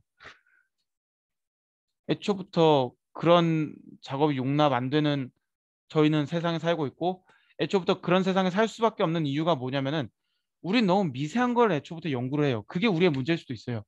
너무 작은 걸 연구하고 있고 어떻게 보면 세상에서 가장 작은 단위를 연구를 한다는 자긍심에 있지만 너무 작은 단위를 공부하다 보니까 이러한 미세한 어, 그 세상에 놓이게 됩니다. 그래서 이제 왜 이렇게 많지? 아무튼 이제 이렇게 이제 여기서 이제 연력학적으로 분자 거동을 해석해가지고 여기서 어 이제 물질을 썼을 때 얘들이 이제 빨간색은 이제 바이 프로덕트 이제 우리가 원하는 불순물이라고 표현하기 좀 그런데 파란색은 이제 우리가 원하는 반응이고 빨간색은 연력학적으로 우리가 원하지 않은 반응으로 흘러갈 수 있다라는 가능성을 제기한 건데 꼭 물질의 불순물이 아니더라도 얘네들이 연력학적인 이런 이퀄리브리엄 스테이트 즉 연력학적 에너지에 의해서 우리가 원하지 않는 반응물로 귀결될 가능성이 높아요. 그렇기 때문에 저희들은 최대한 다양한 시도를 하게 되고 다양한 물질군을 가장 유리하고 사이드 반응이 가장 안 일어나는 조건에서 반응시키기 위해서 온도, 압력, 소재, 공정 이런 것들을 다 터치하게 됩니다. 그래서 결과적으로 저희들이 이제 재료공학과의 가장 큰 매력이자 단점이 뭐냐면은 저희는 소재적으로 접근을 해요. 그 말은 즉슨 소재로서의 가치를 우선시하는데 그 소재를 어떤 공정으로 만드는지, 이상적인 물질을 제한할 수는 있으나 과정에 있어서 우리는 해석이 부족하다.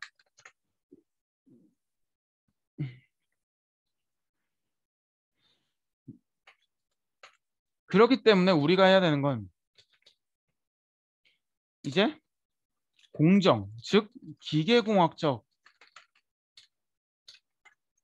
그러기 위해서 온도나 압력을 해야 되고, 여기서도 이제 얘네들이 다양한 이제 그 연력학적으로 이제 빨간색이 의도치 않은 건데, 온도가 애매모호할 경우에 얘네들이 이런 액티베이션 배리어를 넘어서 쭉쭉쭉 가야 되는데, 오히려 온도가 애매할 경우에 얘네들이 이런 사이드 프로덕트가 나오기 때문에 애초부터 절대적으로 그 온도로밖에 갈 수 없는 반응, 화학적 반응을 유도해서 파란색으로만 갈 수 있게 이런 식으로 유도를 하는 건데, 그러기 위해서 온도를 엄청 높이거나 엄청 낮추거나 그런 걸 해야겠죠. 여기서는 이제 에너지가 낮은 상태로 가는 거잖아요. 그러니까 이제 온도 액티베이션 배리어가 이제 어떻게 형성되느냐에 따라 다른데, 여기 보면 이제 액티베이션 배리어가 상대적으로 낮게 형성돼 있으니까 이제 상대적으로 온도 열 에너지를 적게 주는 게 파란색으로 많이 가겠죠. 근데 조금 애매모호하게 높은 에너지 주게 되면, 왜냐하면 여기서 여러분들이 착각하시는 게 뭐냐면은 이 정도 에너지를 줘야지 여기를 통해서 이렇게 간다 생각하잖아요. 그러니까 여긴 상대적으로 여기보다 낮은 에너지니까 이렇게 해도 나중에 가는 거 아니야? 왜냐면 어차피 우리가 500도라는 열 처리를 줬을 때 여기를 뛰어넘을 수 있는 에너지 영역인데, 여기는 더 낮은 위치에 있으니까 500도일 때 충분히 여기도 갈 수 있고 여기도 갈 수 있고, 그래서 빨간색이랑 파란색이랑 둘 다 일어나는 거 아니야 라고 생각할 수 있는데, 맞아요. 그렇기 때문에 둘 다 일어나는 거긴 한데, 여러분들이 이제 열을 이 정도 반응이 일어났을 때 뭐 조금 다운시키거나 아니면은 벤팅 시스템 또는 쿨링 시스템을 이용해 가지고 이 연력학적 배리어를 즉각 변할 수 있는 기술들을 여러분들이 개발하시면 돼요. 그리고 이제 뭐 뉴로모픽 디바이스 요새 가장 핫한 거죠. 그리고 그 로우 파워 컨섬션이랑 전력량을 많이 늘려야 되는데, 이제 뭐 다양한 이제 소재 다각화를 통해서 카본 구조나 페로브스카이트 또는 유기물, 무기물 혼합을 통해서 이런 유연 소자 또는 이렇게 어, 파워 컨섬 저전력과 높은 안정성을 갖고 있는 물질들을 개발하면은 상용화에 이로운 물질들을 만들 수 있다. 그래서 이런 금속 산화물 연구 또는 페로브스카이트 연구, 이건 채널이고, 어, 기본적으로 얘들이 하이스피드를 갖기 위해서 이제 어떻게 보면 여러분들이 이제 머릿속으로 그려지실 거예요. 하이스피드를 갖기 위해서 어, 이제 전자의 흐름, 이 필라멘트가 전도성 있게 확보돼야 되고, 령 인듀런스, 그리고 로우 파워 컨sumption, 일단은 굉장히 어, 저에너지 때 작동해야 되고, 롱 인듀런스, 그러니까 안정성 좋아야 되고, 엑설런트 스케일러빌리티, 저희들이 원하는 사이즈, 크게 만들려면 크게 만들고 작게 만들려면 작게 만들 수 있는, 저희들이 이제 사이즈 조절할 수 있는 기술이 있어야 되고, 심플 스트럭처 앤 시모스 컴팩터빌리티, 그러니까 굉장히 단순한 구조로 인해서 시모스를 뭐 알 필요는 없지만 그 이제 반도체의 가장 큰 심플한 구조죠. 모스펫. 그래서 이제 그 이제 구조적 그리고 공정적 그리고 소재의 전도성, 안정성, 그리고 저전력성, 이런 것들의 기본적으로 반도체에서 중요한 기술이고, 이제 전극으로 가면 좀 얘기가 달라지긴 하지만 전극이나 반도체 소자 또는 에너지 소자에서도 이러한 요소들이 굉장히 중요하다. 그래서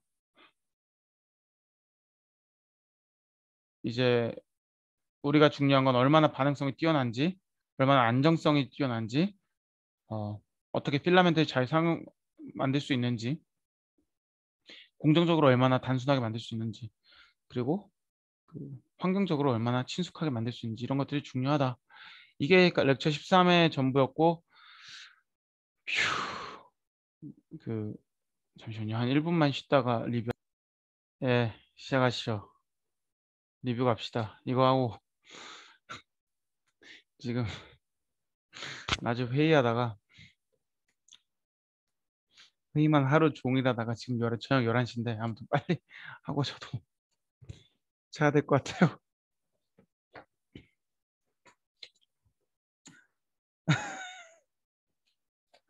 아무튼 이제 여러분 연력학적 다이어그램 이제 보면 1법칙하고 2법칙은 기본적으로 아셔야 되고 뭐 카노 사이클 다 중요한데 제가 이제 재료 연력학 여러분들이 재료를 바라보는 관점에서 아까 얘기했듯이 이런 반응 잠깐만요.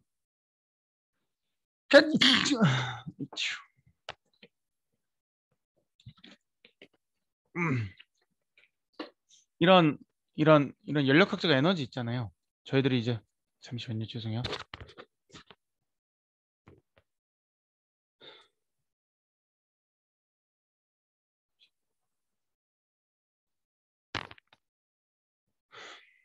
코가 간지러워서.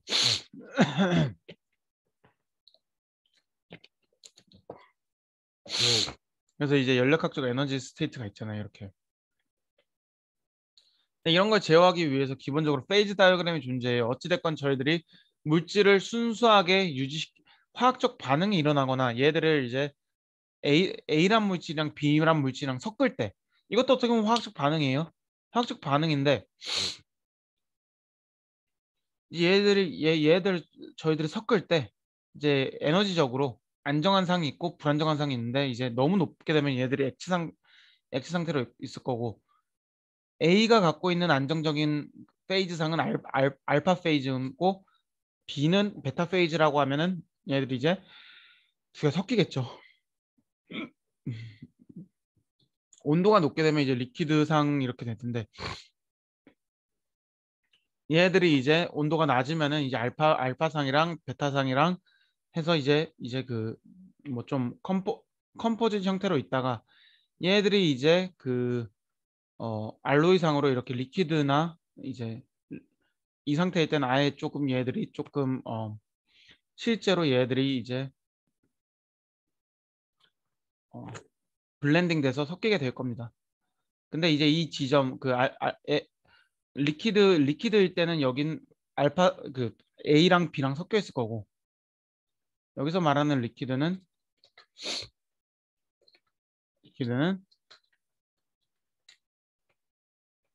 A 플러스 B 이렇게 있을 거고 여기서 이제 알파 페이즈랑 오른쪽은 베타 페이즈 도미넌트가 있을 텐데 이 경계를 가지고 저희는 유테틱 포인트라고 합니다. 그러니까 알파 페이즈가 도미넌트 하면서 리퀴드가 존재하는 영역 그리고 베타 페이즈가 도미넌트하게 있으면서 리퀴드가 형성되는 영역 이 영역의 경계를 이제 유테틱 포인트라고 하는데 일반적으로 이런 식으로 유테틱 포인트가 물질마다 달라요. 근데 여러분들이 알아야 되는 게 기본적으로 솔리드 상태일 땐 얘들이 컴포지션이 다양하게 존재해요. 알파 페이즈가 안정적인 조건, 베타 페이즈가 안정적인 조건, 리퀴드 페이즈가 안정적인 조건. 근데 이렇게 T1, T2, T3, T4, T5를 이렇게 스캐닝 쭉 하게 되면은 여러분들이 1, 2, 3, 4, 5를 보고 이걸 그릴 수 있고 반대로 이걸 보고 1, 2, 3, 4, 5를 그릴 수 있어요. 이거를 여러분들이 아셔야 되고 이거는 제가 시험 문제에 거의 동일하게 낼 겁니다. 아무튼 제 이번 수업을 들으신 분들은 뭐 좀 맞출 수 있겠죠.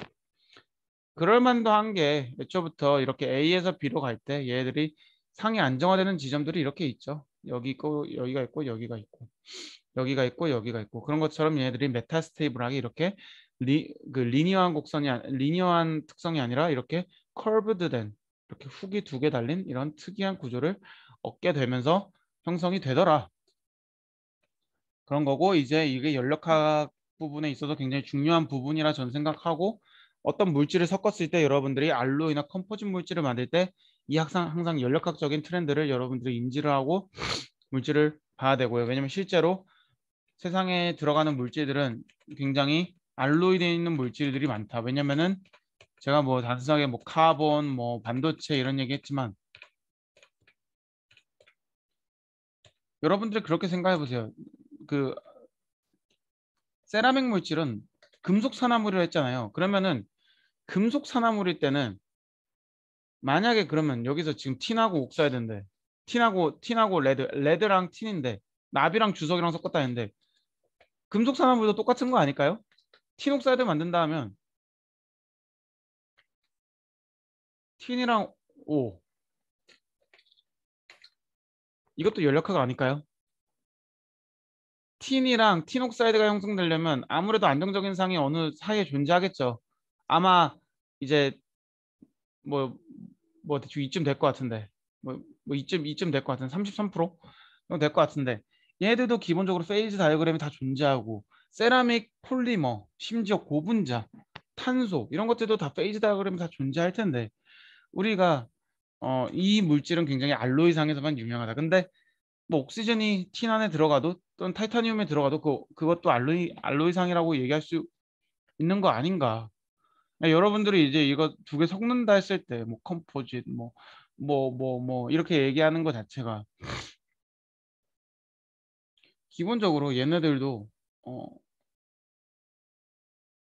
어떻게 보면 우리 일상에서 가장 흔하게 볼 수 있는 이런 다이어그램이 아닐까라는 전 생각을 하는데 일반적으로 이렇게 생각 안 하시죠. 왜냐면 고체에서는 저희들이 막 페이지를 많이 따지니까 알파 페이지, 베타 페이지 이런 거 따지니까 이게 뭐 약간 좀 복잡하고 아무래도 재료공학도 입장으로 비재료공학도 입장으로서는 이거에 대한 그 중요성을 많이 모르니까 잠시 예 그래서 이제 연력학적인 성질에 대해서 뭐 1법칙, 2법칙 이건 너무 상식적이라는 거라고 생각해요. 어찌됐건 그거는 너무 일상적인 개념이니까 고등학교 때 또는 중학교 때 충분히 배웠던 내용이라 생각하고 이제 우리가 컨덕티비티를 얘기하기 위해서 호모랑 루머의 갭인데 이제 아까 얘기했듯이 어 이전에 얘기했듯이 호모랑 루머랑 같이 겹쳐 있으면 메탈릭한 성질을 갖고 있지만 살짝 벌어져 있는 1볼트, 2볼트, 3볼트 또는 5볼트까지는 반도체 영역이라고 부르고 밴드갭이 작으면 밴드갭이 작으면 이제 전도체라고 많이 얘기하죠. 음. 거기서 전자가 잘 흐르냐, 전공이 잘 흐르냐 이런 거는 페르미 레벨의 위치 이게 굉장히 중요하다. 근데 이제 저희들이 소재를 설계할 때 항상 밴드갭이란 게 뭐 중요한 요소긴 하지만 이렇게 중심 금속이 있고 외부에 이렇게 리간드들이 붙어 있잖아요. 이 음이온들이 붙어 있는데 이 음이온들이 이제 굉장히 벌키하다. 왜냐면 아토믹 레디어스 이제 아토믹 레디어스가 크면 클수록 특히 이제 뭐 이쪽으로 가면 갈수록 원소가 커지잖아요. 커지게 되면은 이 리간드들의 원소가 크게 되면 얘들이 스테릭 힌더런스를 형성시키면서 얀텔러 디스톨션이 이렇게 되고 그렇게 되면 밴드갭이 작아진다. 그러면은 오비탈들의 에너지를 안정화시키기 위해서 얘들이 이제 얀텔러 디스톨션을 일으키는 거기 때문에 기본적으로 이렇게 될 경우에 밴드갭은 작아지고 물질을 컨덕티브 해줘요. 반도체 물질이나 그 고분자 물질인 경우에 디스토션이 일어나잖아요. 그러니까 얀텔러 일어나면은 그 전도성 업 밴드갭 전도성 올라가고 근데 애초부터 얘네들이 구조를 안정화시키려고 한 거기 때문에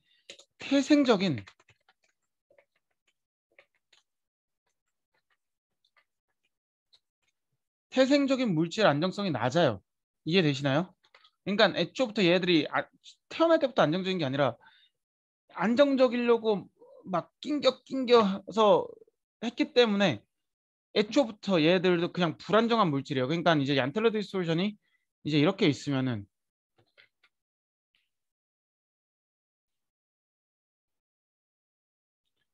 지금 리간드들이 지금 대빵만 이제 돼지들이 이런 편 쓰지 맙시다. 아무튼 조금 문제가 있는 친구들이 이렇게 지금 주변에 이렇게 붙어 있어요. 뚱뚱한 애들이 있으니까 여기서 이제 전자 반발력이 생기는 거예요. 그러면 우리가 여기서 방법이 뭐가 있을까요? 물질을 안정화시키는 물질을 안정화시키는 방법이 뭐가 있을까요? 잠깐만. 81장 오늘? 길긴 기네. 근데 저번에 휴강했으니까 아무튼 물질 안정화시키는 방법이 뭐가 있을까요? 리간드들의 사이즈를 줄이는 방법. 만약에 얘네들이 아이오딘이었어요. 아이오딘 같은 경우에는 원소 주기율표상 아이오닉 그레이드수가 굉장히 큰 물질이잖아요. 얘들을 클로린 같은 걸로 줄여주는 거죠. 얘들을 줄이거나 이제 얘들을 이제 줄이거나 작게 만들면 전자 반발력이 줄어들겠죠. 첫 번째. 이게 첫 번째고 두 번째는 중심 센트럴 애tom의 사이즈를 키우거나 왜냐면은 우리 한번 역발상해 봅시다. 나 뭔가 이 분야는 재밌네요 저한테. 아무튼 이렇게 쭉 있어요 이것들이. 근데 어, 이렇게 있어요. 근데 예를 들어서 얘가 엄청 커요. 이만해요. 이만해져요. 그러면 얘들이 상대적으로 작아지잖아요. 그럼 얘들이 이제 위치를 다시 제잡기 위해서 이렇게 포지셔닝을 할 텐데 그러면 여기서 얀텔러 디스토션이 사라지겠죠. 얀텔러 디스토션이 사라지면 어떻게 할까요? 밴드 길이 늘어나고 전도성이 줄어들겠죠. 그러면 얀텔러 디스토션을 우리가 유지하는 게 맞냐? 이 질문을 했었을 때 얀텔러 디스토션을 유지하는 게 맞냐 틀리냐를 했었을 때 그거는 목적에 따라 다릅니다. 그러니까 태양광 소재 예를 들면은 제가 이 슬라이드는 지울 거예요. 이거 지울 테니까 여러분들 잘 들으셔야 돼요. 밴드갭이 작고 전도성이 좋은. 근데 얘네들은 태양광에 굉장히 유리한 구조. 그렇게 되면 우린 얀텔러 디스토션을 유도하는 게 좋다고 생각할 수도 있는데 반대로 밴드갭이 밴드갭이 작아지니까 밴드갭이 작아지면서 그 물질이 불안정해지니까 안정성 그 서스테너빌리티, 듀라빌리티 그러니까 물질의 안정성, 소자의 안정성이 떨어진단 말이에요. 그렇게 될 경우에 이제 그렇게 유리하지 않은 구조로 갈 가능성이 높죠. 그러니까 안정성 측면에선 득과 실이 있는 거죠. 성능은 좋아지는데 그 안정성이 떨어지는. 그래서 이제 저희들이 이거를 생각하면서 이제 소재를 디자인해야 되는데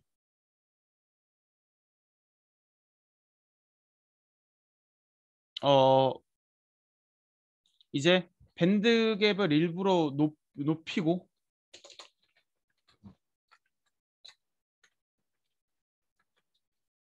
예를 들면 어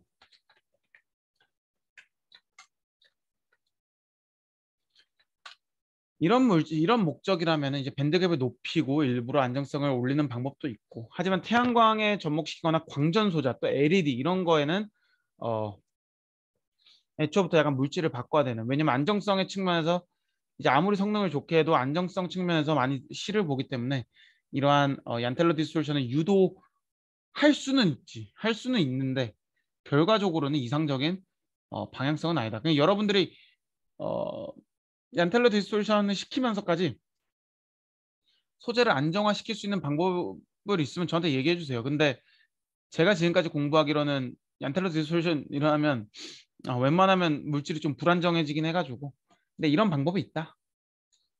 그런 거고 그냥 지울게요.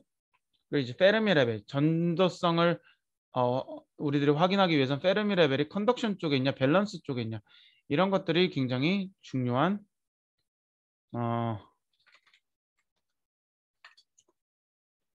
어, 그 요소로 있다. 잠시만요.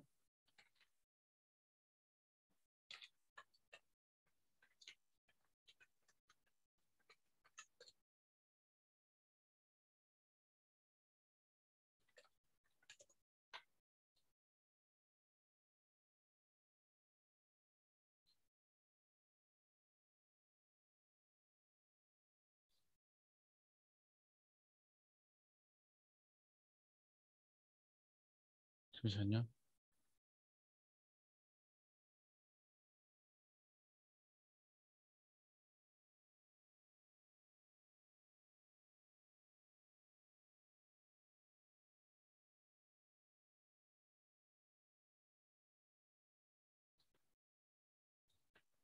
그래서 이제 이제 N 타입 쪽에 가까우면은 이제 전자를 잘 이동시켜 줄 수 있는 거, P타입이면은 이제 홀을 잘 이동시켜 줄 수 있는 거.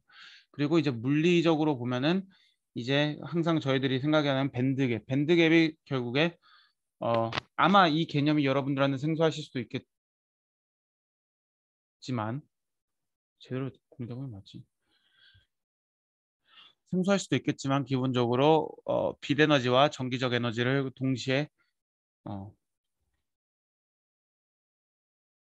저희들이 에너지를 받을 때 전기적 에너지일 수도 있고 빛 에너지일 수도 있고 열 에너지일 수도 있지만 이 에너지란 매개체를 통해서 얘들이 이제 전도성을 형성시킬 수 있는 게 이 밸런스 밴드랑 컨덕션 밴드, 즉 어, 어, 안티본딩 사이트와 본딩 사이트의 이런 관계이기 때문에 여러분들이 이 전자 구조를 이해하면 사실 세상이 되게 편해져요.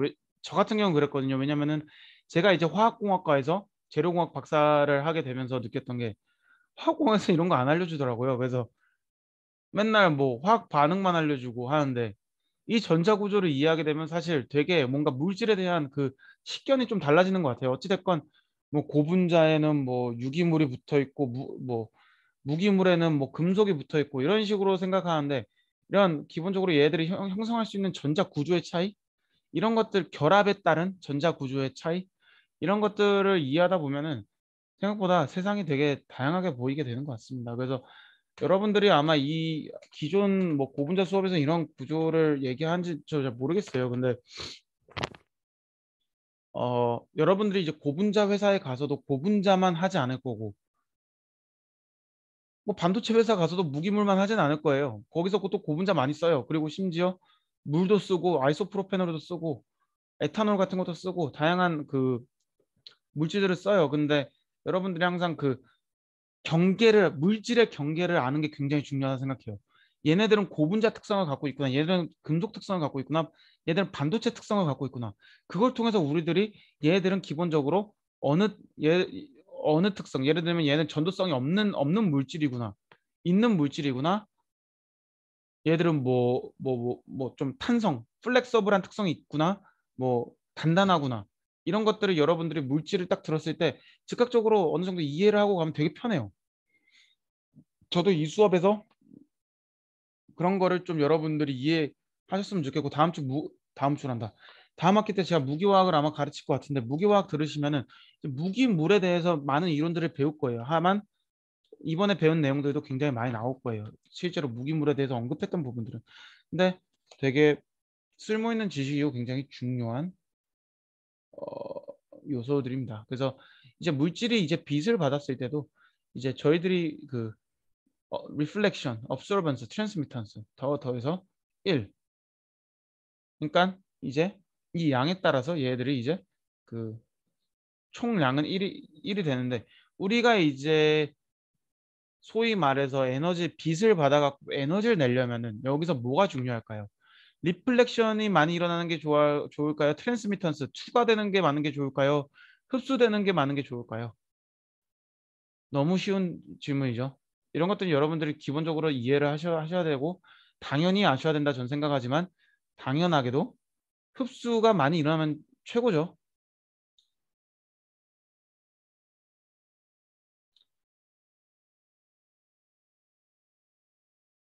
당연한 거죠. 흡수가 많이 일어나야지 전자를 많이 만들고 그만큼 트랜스포트를 많이 시키고 그러다 보니까 아까 태양전지로 다시 넘어가 가지고 어떻게 보면은 우리가 이제 물질마다 각 흡수할 수 있는 그 총 한계가 있어요. 얘네들은 흡수를 우리가 많이 시킬 수 있다고 해서 뭐 얀텔러 디스토션이 일으켜 가지고 흡수시킬 수 있는데 기본적으로 흡수라는 거는 물질의 고유의 성질이다.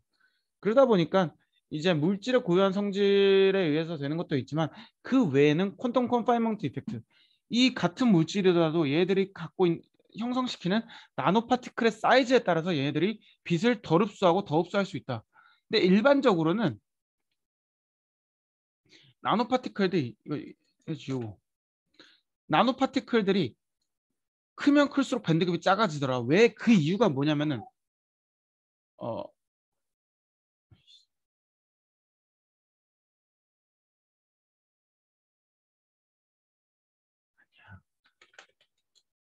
뭐,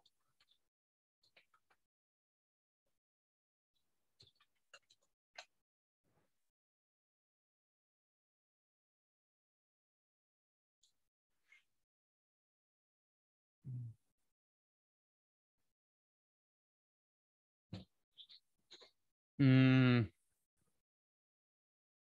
네. 어찌됐건 이제 사이즈가 커지면은 네. 네. 이어서 할게요. 그래서 퀀텀 컨파인먼트 이펙트.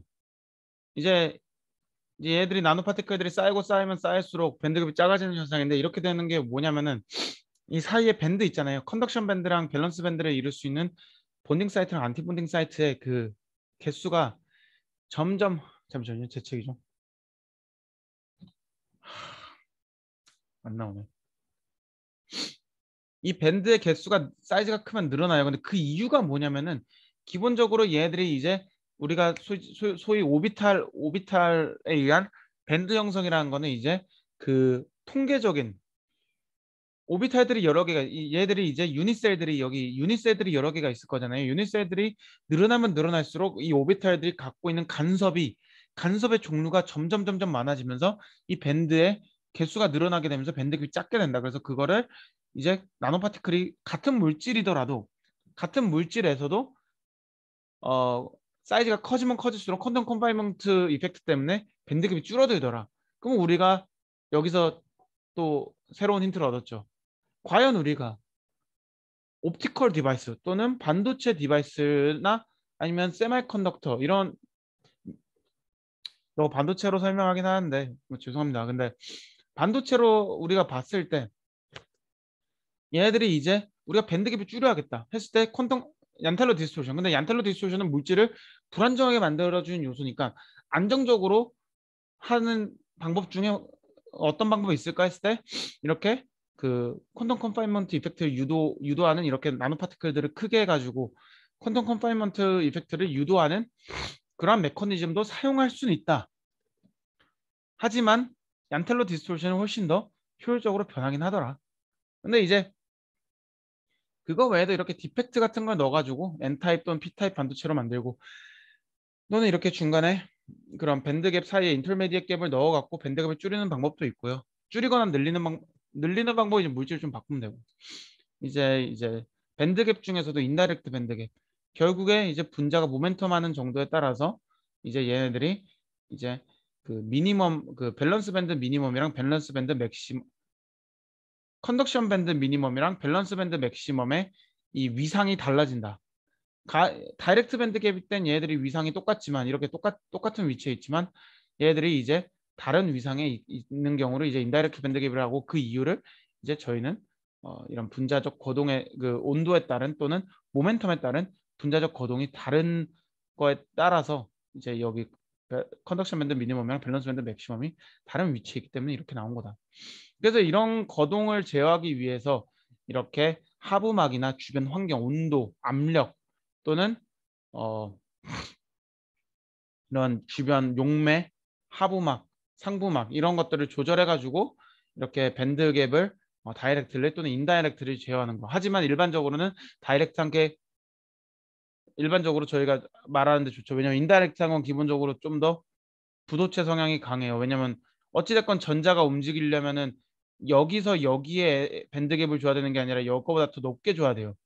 실제로 밴드갭은 여기라고 얘기하지만 우리가 일반적으로 미니멈과 맥시멈 사이를 밴드갭이라고 얘기는 하지만 실제로 얘들이 거동하기 위해서는 어, 이 정도를 줘야 되는 게 아니라 실제로 줘야 되는 에너지는 같은 분자적 거동 개념에서는 더 높게 줘야 되기 때문에 실제로 얘들이 작동하는 범위가 아니므로 상대적으로 좀 불리한 여건이 있다. 그리고 이제 뭐 이거는 뭐 그냥 간단하게 하고 가시죠. 그래서 이제 영수 모듈러스 이제 기계적 특성을 하기 위해서는 이제 금속 이제 결합을 가장 보는 게 좋은데 얘네들이 이제 저희들이 스트레스를 주게 되면 스트레스 압축이나 뭐 굽힘 이렇게 주게 되면 얘네들이 이제 그 변형률이 올라가죠. 이제 이제 저희들이 이제 얘들이 이제 막 하게 되면 얘들이 이제 스트레스를 받게 되는데 이제 변형을 많이 주게 되면 스트레스를 받게 되는데 여기까지 갔다가 얘들이 이제 깨지는 그 프랙처 구간 점점 늘어나서 이제 얘들이 버티고 버티다가 최고점 찍고 스르르 풀리면서 이제 깨지는 영역 이거를 우리는 이 그래프를 이제 스트레스 스트레인 그래프라고 하는데 기본적으로 그 인장 정도를 이제 영수 모듈러스라는 가장 기초적인 개념을 쓴다. 그리고 그래프는 항상 이 형상을 따라가는 편이다. 처음에 스티프하게 갔다가 루즈하게 가고 프랙처. 그래서 이거의 기본은 이제 결합. 가장 강한 건 코밸런트 반딩이지만 그 외에도 메탈릭 번딩, 아이오닉 번딩. 아이오닉 번딩이 상대적으로 메탈릭 번딩보다 세고 메탈릭 번딩이 그 다음이고 그 다음에 이제 뭐 하이드로젠 반딩 그 다음 밴더르발스 인터랙션 이런 식으로 결합이 되더라. 그래서 이런 것들을 이해하고 쉽게 얼마나 쉽게 깨지는지 알면 되고 결합의 세기 뭐 이건 굳이 없어도 되고. 근데 이제 우리가 카본 이제 유기물 같은 경우에는 굉장히 높은 반응성을 가지고 쉽게 분해되는 성향을 갖고 있는데 이게 왜 그럴까라는 우리의 질문, 그 본질적 궁금증을 우리들이 탐색하다 보면 기본적으로 이러한 그 다이폴이 굉장히 중요하다. 여기에 이제 전자들이 반응할 수 있는 사이트들이 있고 얘들이 이제 다이폴이 높게 존재하다 보면 얘들이 전자를 어디에 옥시전 같은 경우에 지금 롬페어가 두 개가 있겠죠. 그치? 여기 이렇게 두 개가 있겠죠. 그리고 여기 차지가 있을 거고 더블 본드구나. 더블 본드가 롬페어 두 개 더 있을 거고 여기는 아민기니까 롬페어 하나 있을 거고 이런 식으로 롬페어가 존재하면 여기 일렉트론 덴시티가 변하게 되면서 얘들이 이제 전자를 어디에 도네이트 해가지고 분해될 수 있는 사이트를 갖게 될 것이다. 하지만 이론적으로는 우리가 카본 결합을 봤을 때 이렇게 다이폴이 고르고 밸런스 있게 조합될 때는 굉장히 안정적인 구조를 깔고 기본적으로 메탈 구조도 이렇게 안정적인 어레인지먼트를 가지더라. 그렇기 때문에 1차적으로는 우리가 결합을 많이 받아요. 이니셜 스테이트가 뭐 결합을 어떻게 돼 있던 간에. 근데 저희들이 이제 그 스트레인을 가했을 때 얘들이 이제 결합이 처음에 벌어지기 시작하면서 얘들이 이제 뭐 다시 돌아오면 언로드하면 다시 돌아오겠죠. 근데 그거를 버틸 수 있는 이 스몰 f 이 두 번째 구간이 이제 이 결합의 세기에 따라서 얘들이 이제 인장을 견딜 수 있는 크리티컬 포인트가 되더라. 똑같은 게 두 개 있었네요. 그러다 보니까 이 결합이 결국에 어떤 결합이냐에 따라서 얘들이 벌어지고 줄어들고 벌어지고 줄어들고 하는 건데 이제 위클리 본딩 되면 폴스를 작게 가해도 당연히 떨어지겠죠. 강해 갈수록 할 거고. 근데 이제 금속 같은 게 굉장히 강하고 알루미나도 강하고 이제 뭐 그리고 이건 아마 이거 아이오닉 본딩 돼 있을 거고 이건 메탈릭 본딩 돼 있을 거고 알루미늄 알로 이거 알로이니까 좀 얘가 다른데 실리콘 옥사이드도 이제 음, 그, 그 알루미나도 이제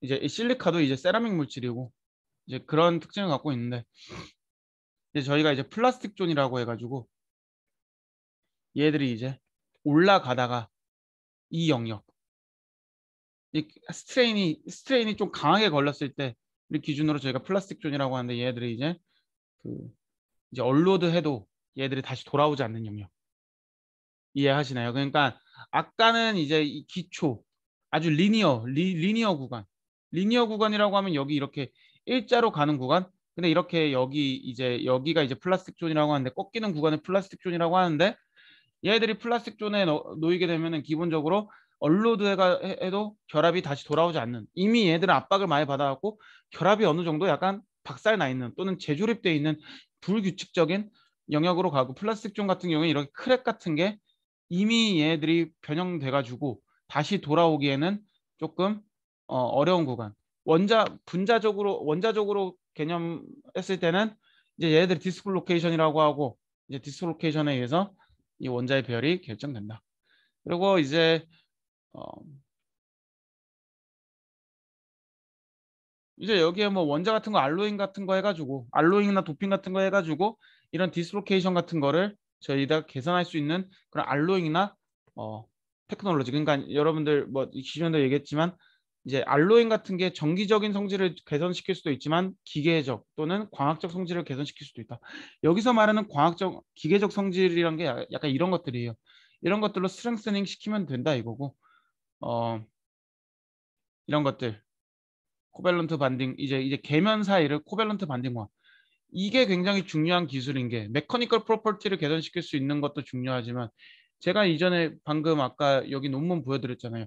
PDMS 자체를 CUSCN과 페로브스카이트의 계면 접합 물질로 썼다. 그래서 여기 없나?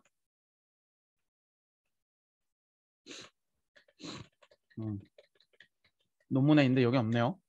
아, 여기 있다. 그러니까 이렇게 얘네들을 이렇게 잡아줄 수 있는 용도로 폴리머를 썼다. 근데 코밸런트 반응을 유도함으로써 이게 똑같은 얘기죠. 이 계면에 있는 이 보이드를 이 베이컨 씨, 이 망할 여기 여기서 이제 일어날 수 있는 이 디스로케이션 같은 거를 저는 이제 PDMS로 잡았다라는 거고, 실제로 계면과 계면의 어드 이전 또는 메커니컬 프로퍼티, 케미컬 전도성 프로퍼티 위해서 표면에 이렇게 계면 이 접착제, 뭐 접착제로 표현하면 좀 그렇지만 어쨌든 결합을 유도할 수 있는, 왜냐면 풀 같은 건 사실 결합을 유도하는 느낌은 아니니까. 근데 이렇게 계면 결합 유도제 같은 거를 사용해 가지고 폴리머를 쓸 수도 있고, 폴리머 많이 쓰죠 일반적으로. 폴리머 같은 걸 써가지고 이렇게 계면 접합성을 개선시킬 수 있다. 그래서 여러분들이 이런 것들을 알고 넘어가시고요. 아무튼 뭐 이번 학기 마지막 수업인데 다음 학기 때 뭐 또 볼 수 있었으면 좋겠고, 음, 지금 11시 43분인데 아무튼 어, 다들 뭐 얼굴 보면서 수업했었으면 전 되게 재밌었을 것 같아요. 근데 사실 이렇게 녹화하는 것도 사실 이렇게 벽에 대고 저 혼자 약간 얘기하는 거잖아요. 학생분들이 같이 뭐 질문도 하고 했으면은 좀 더 재밌게 수업했을 것 같기도 한데, 이번 학기에 임용돼서 이번 학기에 처음으로 수업하는, 저번 학기랑 이번 학기 수업하면서 이제 다 비대면으로 하다 보니까 좀 이런 제약 같은 거는 어쩔 수 없이 있던 것 같습니다. 아무튼 뭐 그래도 여러분들이 나중에 강의 평가 남겼을 때 좀 그래도 어느 정도 도움이 됐다. 뭐 1점을 주던 뭐 5점을 주던 뭐 그건 관심 없지만 그래도 도움이 된 수업이었다라고 말씀해 주시고 가면은 되게 그래도 또 보람 될 것 같다는 생각을 하면서 이제 오늘 수업 마치고 다음 주에 뭐 제가 뭐 요새 뭐 늦게 올린 것도 있으니까 뭐 초콜릿 하나씩 드리면서 그 한 학기 마무리할 수 있었으면 좋겠습니다. 예, 고생하셨습니다. 감사합니다.